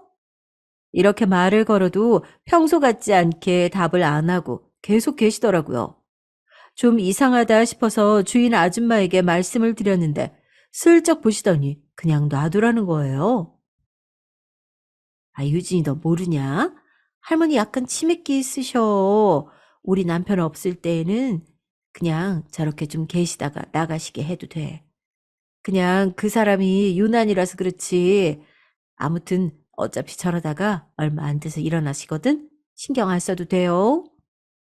그 말을 듣고 보니 진짜 그런 것 같기도 하더라고요. 식당 아줌마로 말씀드릴 것 같으면 마음씨가 정말 괜찮으신 분이에요. 저는 엄마 복은 없지만 가끔 이렇게 어쩌다가 저에게 소소하게 도움이 되는 분들은 종종 만나는 듯해요. 제가 처음 여기 오전 시간대 쪽에서 일하려고 했던 이유가 우리 딸 학교에서 좀 떨어져 있다는 장점도 있었지만 한 가지 마음을 또 올리는 게 있었거든요. 바로 가게 앞에 붙어 있던 문구 때문이었어요. 순두부찌개를 드시고 싶은데 사정이 안 되시는 분은 들어오세요. 대접해 드리겠습니다.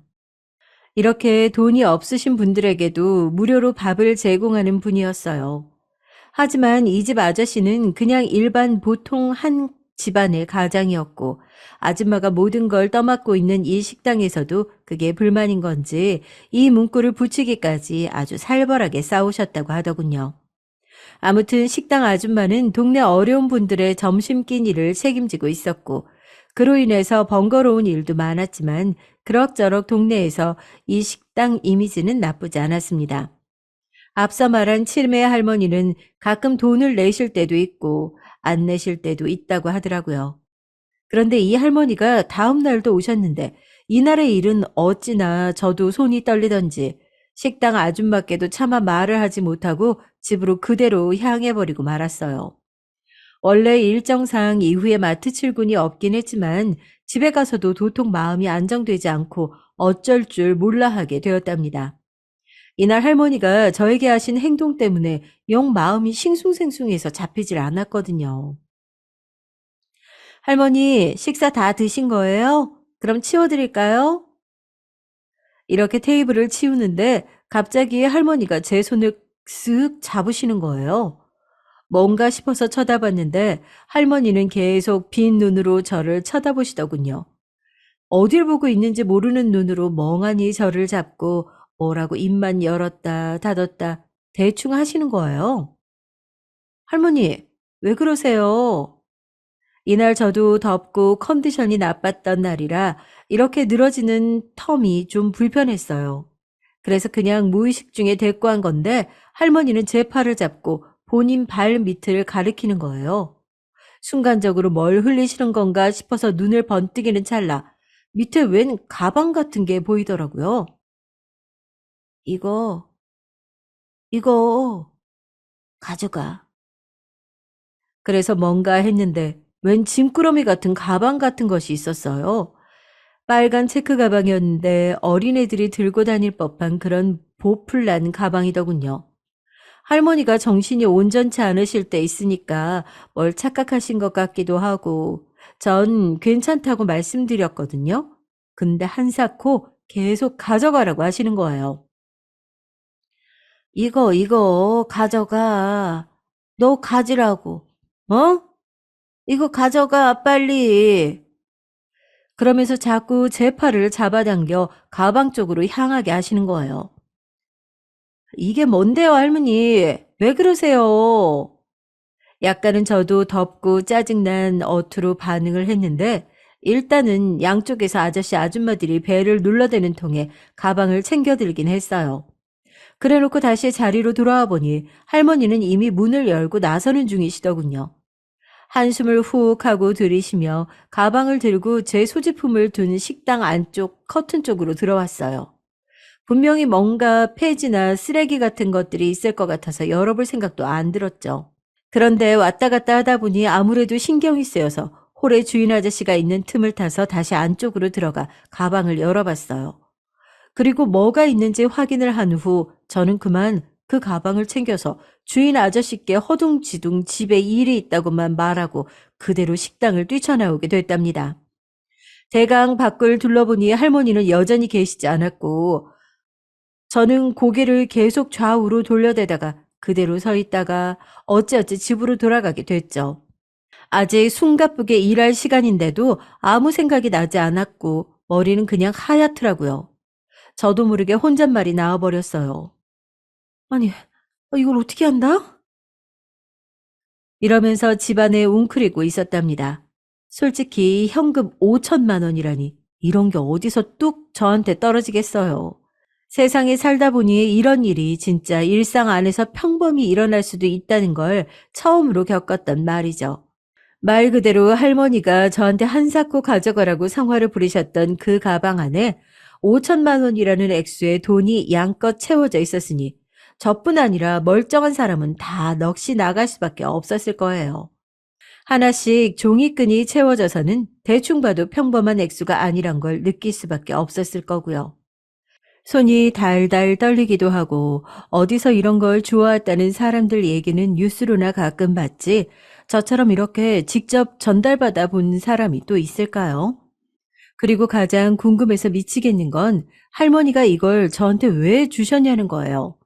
할머니 눈에는 제가 예뻐 보였던 건가, 아니면 뭐 잃어버린 딸이라도 있는데 착각을 하셨던가, 별의별 꿈과 희망의 생각들을 다 해보았는데요. 하면 할수록 점점 머리는 복잡해지고 미치겠더라고요. 심지어 중간에 갑자기 전화벨이 울리는데 식당 아주머니신 거예요.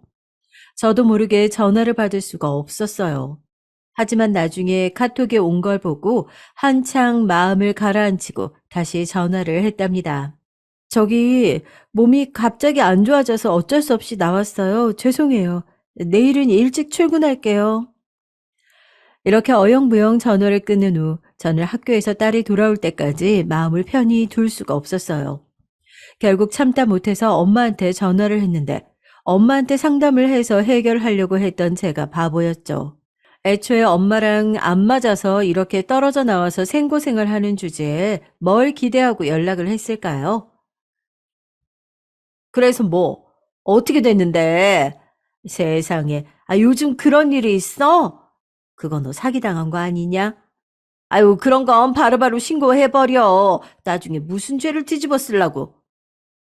저도 처음에는 이 말에 혹해서 약간 흔들리던 와중에 전화를 끊었는데 다시 걸려온 내용은 정말 가짠지도 않은 거예요. 아니다. 다시 생각해보니까 현금을 그냥 주고받은 거 아니야? 그건 뭐 위조된 것도 아니지? 그러면 그냥 네가 써도 되는 거 아니야? 아이, 막말로 그 할머니 어디 아프다며? 누가 뭘 알고 있겠어? 식당에 CCTV라고도 있는 거야? 올릴 거 없으면 그냥 너 준 거니까 그렇게 알았다고 하고 쓰면 되잖아. 어째 이쯤 되면 대충 말하는 것 같아서 저도 그냥 끊으려고 했는데 그 찰나에 엄마가 한 말을 듣고 기겁할 듯 놀랐어요. 새삼 또 새롭게 엄마에게 정이 떨어져 버렸죠. 그보다 있잖아. 저기 한 1,000만 원만 빌려줄 수 있어? 어차피 그거 네 돈이나 마찬가지인 셈이 아니니. 우리 안 그래도 지금 집주인이 돈 올려달라고 난리거든. 니네 아빠 누워있는데 그런 돈이 어디서 나와. 너 사천 갖고 엄마한테 한 1,000만 원만 빌려줘라. 아니면 한 2천 줘도 되고. 어차피 이 집 우리 죽으면 네 거 되잖아. 투자하는 셈 치고 좀 빌려줘. 응? 와, 이때는 진짜 그 가방을 열었을 때의 충격 이상으로 불쾌함이 훅훅 밀려오더라고요. 됐어. 나 이거 다시 돌려줄 거야. 엄마한테 줄 돈은 한 푼도 없어. 그딴 말 할 거면 끊어. 이러고 전화를 끊어버렸는데 엄마로부터 전화가 또 걸려오는 거예요. 이날을 이후로 저는 엄마와 완전히 인연을 끊어버렸어요. 야, 누가 너보고 돈 그냥 달래? 좀 빌려달라잖아. 꽁돈 생긴 거 남 돈도 아니고 네 애미가 생활이 어려워서 집에 돈 보태라는데 그게 그렇게 아깝냐? 어? 그 돈 5천 너 혼자 다 먹으려고? 못된 것. 이래서 자식 키워봤자 아무짝에도 쓸모없다는 거야. 어? 무자식이 상팔자란 말이 괜히 있는 게 아니라고. 이렇게 말을 하고 있는데 제가 말을 잘라버렸어요. 그래, 쓸모없는 자식이니까 없다고 생각하고 살아. 나도 없는 것만 못한 부모 맨날 자식 등쳐먹지 못해서 안달인 엄마 필요 없어. 이제 연락하지 마. 전화 끊어. 이렇게 끊고 나서도 엄마는 며칠 연속 저에게 문자로 못됐다, 욕심이 그득하네 하고 보내대는 통에 저는 결국 번호 차단을 해버렸어요. 엄마와의 관계도 절망적인 판에 제 속을 또 흔드는 것이 있었으니 바로 집주인이었습니다. 엄마 코만 석자가 아니라 당장 저도 문제가 많았어요.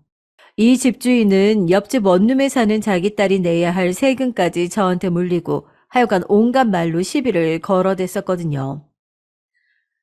내가 말이야 돈 더 받아야 되는데 우리 딸내미 친구가 더 주고 들어간다는 걸 그 집 준 거야. 선영이 엄마 준 거라고. 우리 딸 또래인데 저렇게 혹을 달고 이혼해서 들어와서는 사는 게 불쌍해서 싼 값에 준 거라고. 아, 근데 왜 그렇게 세금 갖고 물고 늘어져? 그리고 우리도 고생 많이 하고 이 건물 어렵게 구입한 사람들이야. 우리가 어려워서 돈 올려달라는 건데 왜 그렇게 불만이 많아? 이러면서 2천만 원을 올려달라 소리를 하고 있는 거예요. 아주 지나가다가 저만 보면 내일 월세를 안 내기라도 한 사람처럼 그렇게 붙들고 늘어지는 거죠. 그러면서 제 속을 건드리는 것은 도저히 참기 힘든 부분이었어요. 선영 엄마, 친정 엄마나 부모님은 살아계신 거야? 응? 네? 갑자기 그건 왜 물어보시는 거예요? 이때 집주인은 도무지 종잡을 수 없는 멍청하고 무례한 말을 마구 쏟아내더라고요. 아니, 사람이 하도 매가리가 없어 보여. 눈도 맨날 동태마냥 뜨고 다니고 말이야. 애엄마가 눈에 힘이 빡 들어가 있어야 잘 먹고 잘 살고 키울 텐데 맨날 우울해 보여. 돌봐줄 친정도 없는 거야? 아니, 딸내미가 이혼해서 이렇게 어렵게 사는데 진짜 아무도 안 도와주는 거야?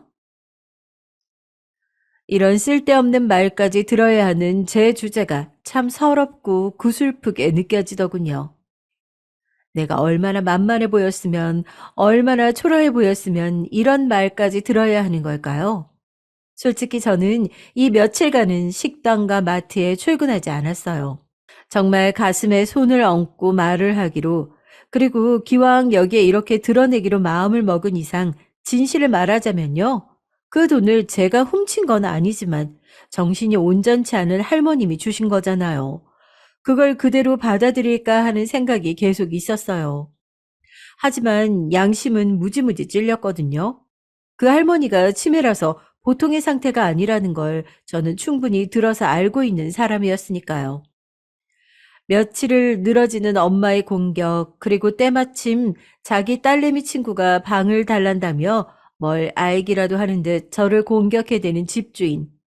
이 미친 60대 아줌마들의 총공세에 저는 질릴 대로 질려 있었어요. 이때에는 미묘하게 딸에게도 예민하게 굴고 짜증도 많이 냈던 것 같아요. 그런 제가 복잡하던 얼마간의 속을 정리하고 눈을 딱 감고 그 돈을 돌려주겠다고 결심한 사건이 하나 있었어요. 다름 아닌 밖에서 밥이 먹고 싶다고 해서 딸과 순댓국집에 갔던 저녁 때 일 때문이에요. 엄마, 그냥 순댓국 먹을 거지?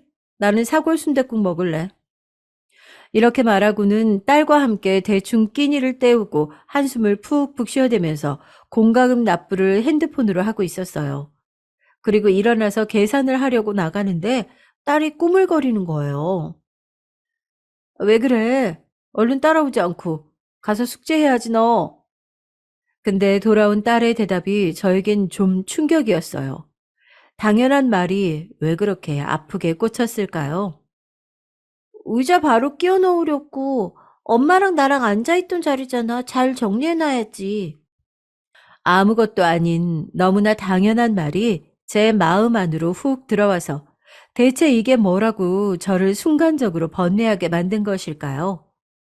딸은 늘 덜렁대고 저에게 자주 혼나기도 하는 애였지만 늘상 저를 따르고 엄마를 최고로 아는 애였어요. 그 또래 애들이 다 그렇다지만 특히 저랑 단둘이 살게 된 이후 왜 엄마 아빠가 이혼했는지 깊이 묻지 않았고 조용히 그 생활에 적응해서 따라주던 애예요. 그리고 더욱 저를 의지하고 붙들고 따라다니는 애였고요. 제가 하는 모든 행동을 딸이 보고 있고 모든 것을 보기 좋게 말끔하게 정돈하고 싶었던 딸의 그 서툰 모양새를 보니 왠지 모를 울컥함이 밀려왔죠. 왜냐하면 저는 저를 괴롭게 하는 저보다 몇 세대 앞서간 같은 여자들의 모습으로 많이 치이고 괴로워하고 있었어요. 특히나 저희 엄마 같은 경우 핏줄이긴 하지만 이렇게 저주스러울 수가 없을 정도로 저를 괴롭게 하는 사람이고요. 딱히 뚜렷하게 어떤 가치관을 갖고 살아왔던 건 아니지만 새삼 이걸 대물림하고 싶진 않았어요. 내 대의 악을 끊고 잘라내버리고 싶다는 생각이 들더군요. 그런 생각들을 우두커니 하고 있을 때 직관적으로 제 머릿속 안으로 들어온 것은 바로 그 빨간 체크 가방이었습니다. 할머니가 주고 가셨고 그대로 우리 집 옷장 안에 들어가 있는 그 가방 말이에요. 엄마 뭐해? 얼른 계산하고 가자. 밖에 벌써 어두워. 딸 말에 정신이 번쩍 들어 그 자리에서 허둥지둥 계산을 하고 그렇게 딸과 집으로 왔어요. 씻겠다고 화장실에 들어간 딸을 두고 제가 제일 먼저 한 일은 식당 아줌마에게 전화 거는 일이었어요. 고민하고 머리 아파하다가 아무래도 이런 액수의 돈은 제 것이 아니구나. 이런 돈과 나는 인연이 없다는 생각이 들었거든요. 어쩔 수 없잖아요. 딸과 걸어 들어오는 내내 저는 결심이 반듯하게 서버렸고 이제 그전으로 돌아갈 수가 없게 됐어요. 약간 서글프고 어이가 없다는 생각이 들면서도 이미 마음은 한쪽으로 이미 선을 타버렸죠. 아주머니, 일이 그렇게 됐어요. 그래서 얼마간 출근 못했어요. 죄송해요. 참, 저도 너무 민망하고 그렇네요. 제가 어떻게 하면 좋을까요? 어렵게 말을 뗐지만 식당 아줌마의 반응은 생각 외로 그렇게 저를 막 비난한다든지 너무 놀라고 기겁하는 모습은 아니었어요. 아유, 그런 일이 있었어. 세상에. 근데 그 뒤로 나도 할머니를 마침 못 봤어. 이런 일은 어떻게 해야 하는 건가? 나도 잘 모르겠네. 경찰에 신고라도 해야 되는 건지 참. 어디 속 시원하게 물어볼 수도 없고 말이야.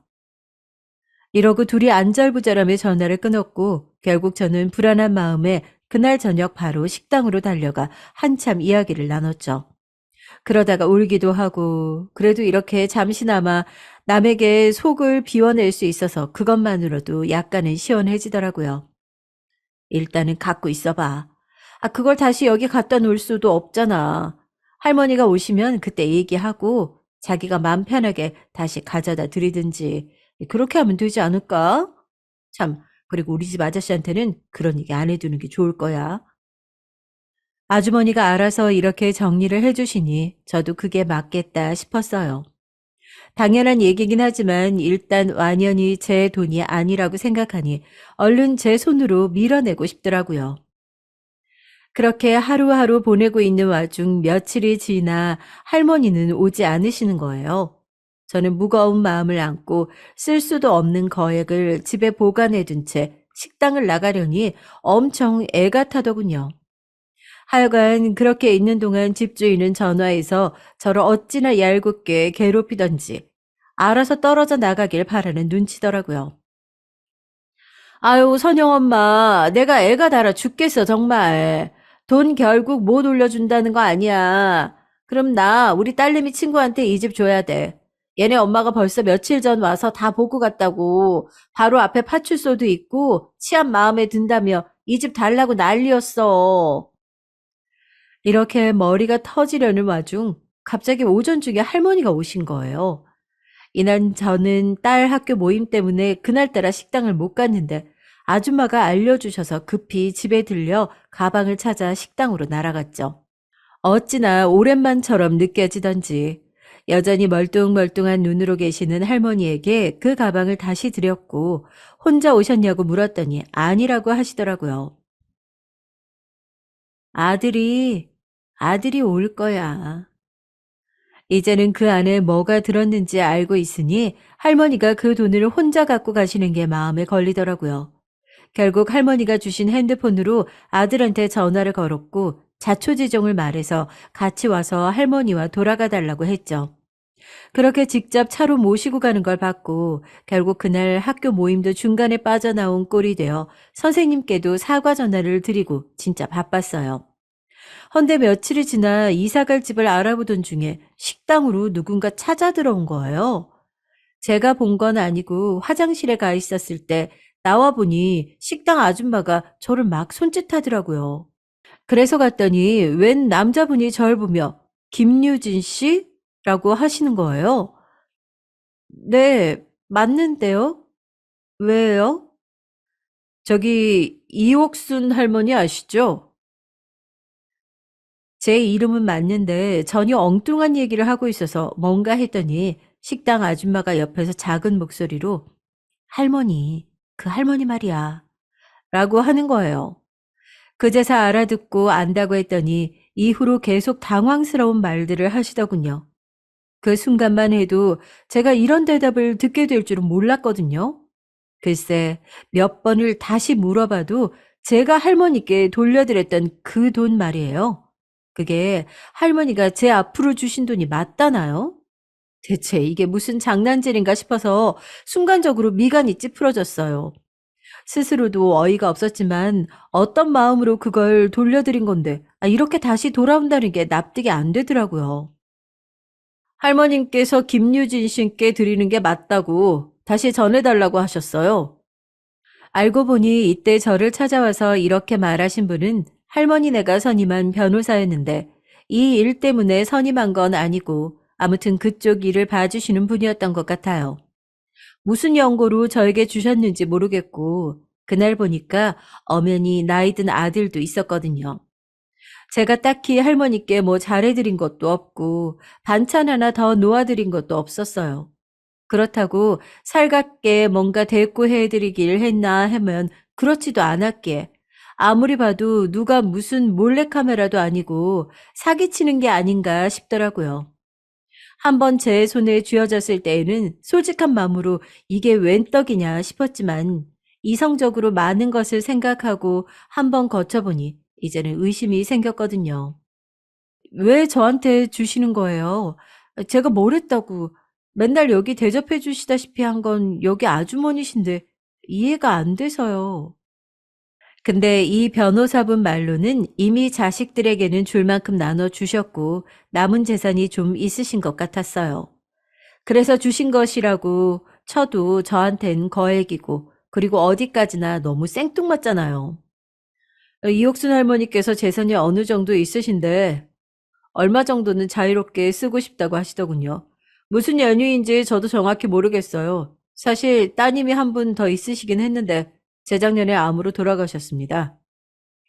그냥 여기까지가 모든 이유의 끝이고 그 이상도 무엇도 아닌 이유로 저는 그 돈을 제대로 된 서류에 의해서 얼떨결에 받게 되지 뭐예요. 할머니가 대체 왜 저에게 주고자 했는지 알 수 없어요. 제 이름을 알아낸 것도 이날 식당 아줌마 통해서 변호사분이 듣고 부르신 것이었고 할머니가 주신 정보는 그 정도였다고만 하더군요. 그냥 식당에서 일하는 제 인상착의 정도만 알려주고 다시 갖다 주라는 정도만 말하고 끝이셨다는 거예요. 아무리 많은 이유를 유추해봐도 알 수가 없었지만 일단 그렇게 받게 되었어요. 식당 아줌마도 이쯤 되면 그냥 받는 게 낫지 않냐 하시고 저도 상황이 이렇게 되니 이제는 거절할 이유도 딱히 찾을 수가 없더라고요. 얼떨떨한 상태로 받게 됐고 그 돈의 일부는 이사 가는 데 사용하게 됐어요. 아직도 납득이 가질 않아요. 대체 무슨 이유로 저 같은 사람한테 대뜸 5천만 원이라는 돈을 밑도 끝도 없이 주신 걸까요? 여기서 저는 500만 원을 식당 아줌마께 드렸고 둘이 이걸 주고받는 데에도 신랑이 버리느라 한참 걸리긴 했어요. 받을 이유가 없이 받게 되었다고 모양새가 길어진 건 저와 할머니와 저 사이, 그리고 저와 식당 아줌마 사이, 이렇게 똑같이 이어가게 되었네요. 아무튼 아예 신기루처럼 남들이 흔히 말하는 로또 같은 일로 그냥 치우치기에는 아직도 현실감이 그대로 살아있어요. 저와 딸은 이후로 할머니가 얼마 전 돌아가신 요양원 주소를 받아두었거든요. 하지만 친족이 아니라서 연회는 어려울 것 같아 좀 고민이 돼요. 그리고 전에 큰 아드님 연락처도 받아두었는데 변호사님은 부정적인 반응이시더군요. 아드님도 알고 계시긴 하지만 썩 연락을 추천드리진 않아요. 평소 할머님과 사이가 그렇게 좋았던 건 아니라서 이 상황도 늦게 알게 되셨더라고요. 김유진님 마음은 잘 알겠습니다마는 이렇게 얘기가 되니 어떤 식으로 마음을 표현하면 좋을지 모르겠어요. 아무튼 요즘 진짜 어쩌다 저한테 이런 일이 일어났는지 희한하기만 할 뿐이에요. 다른 분들이라면 어떻게 하실지 궁금해서 이렇게 사연을 보내봤어요. 주셨으니 받았고, 제 상황이 너무 어려운지라 급한 대로 쓰기도 했지만, 이걸 사용하는 것도 나름 용기가 필요하더라고요. 평생 부모 복 없이 살아오고 치이며 최악의 상태에 떨어진 저에게 이 돈은 마냥 거절하고 밀어낼 수 없는 금액이기는 했죠. 당사자도 괜찮다고 하고 이 상황을 잘 알고 계신 식당 아줌마도 그쯤 되면 잘 쓰라고 하시지만 다른 분들께도 여쭤보고 싶네요. 다시 돌려드리기도 이미 애매한 상황이 됐지만요.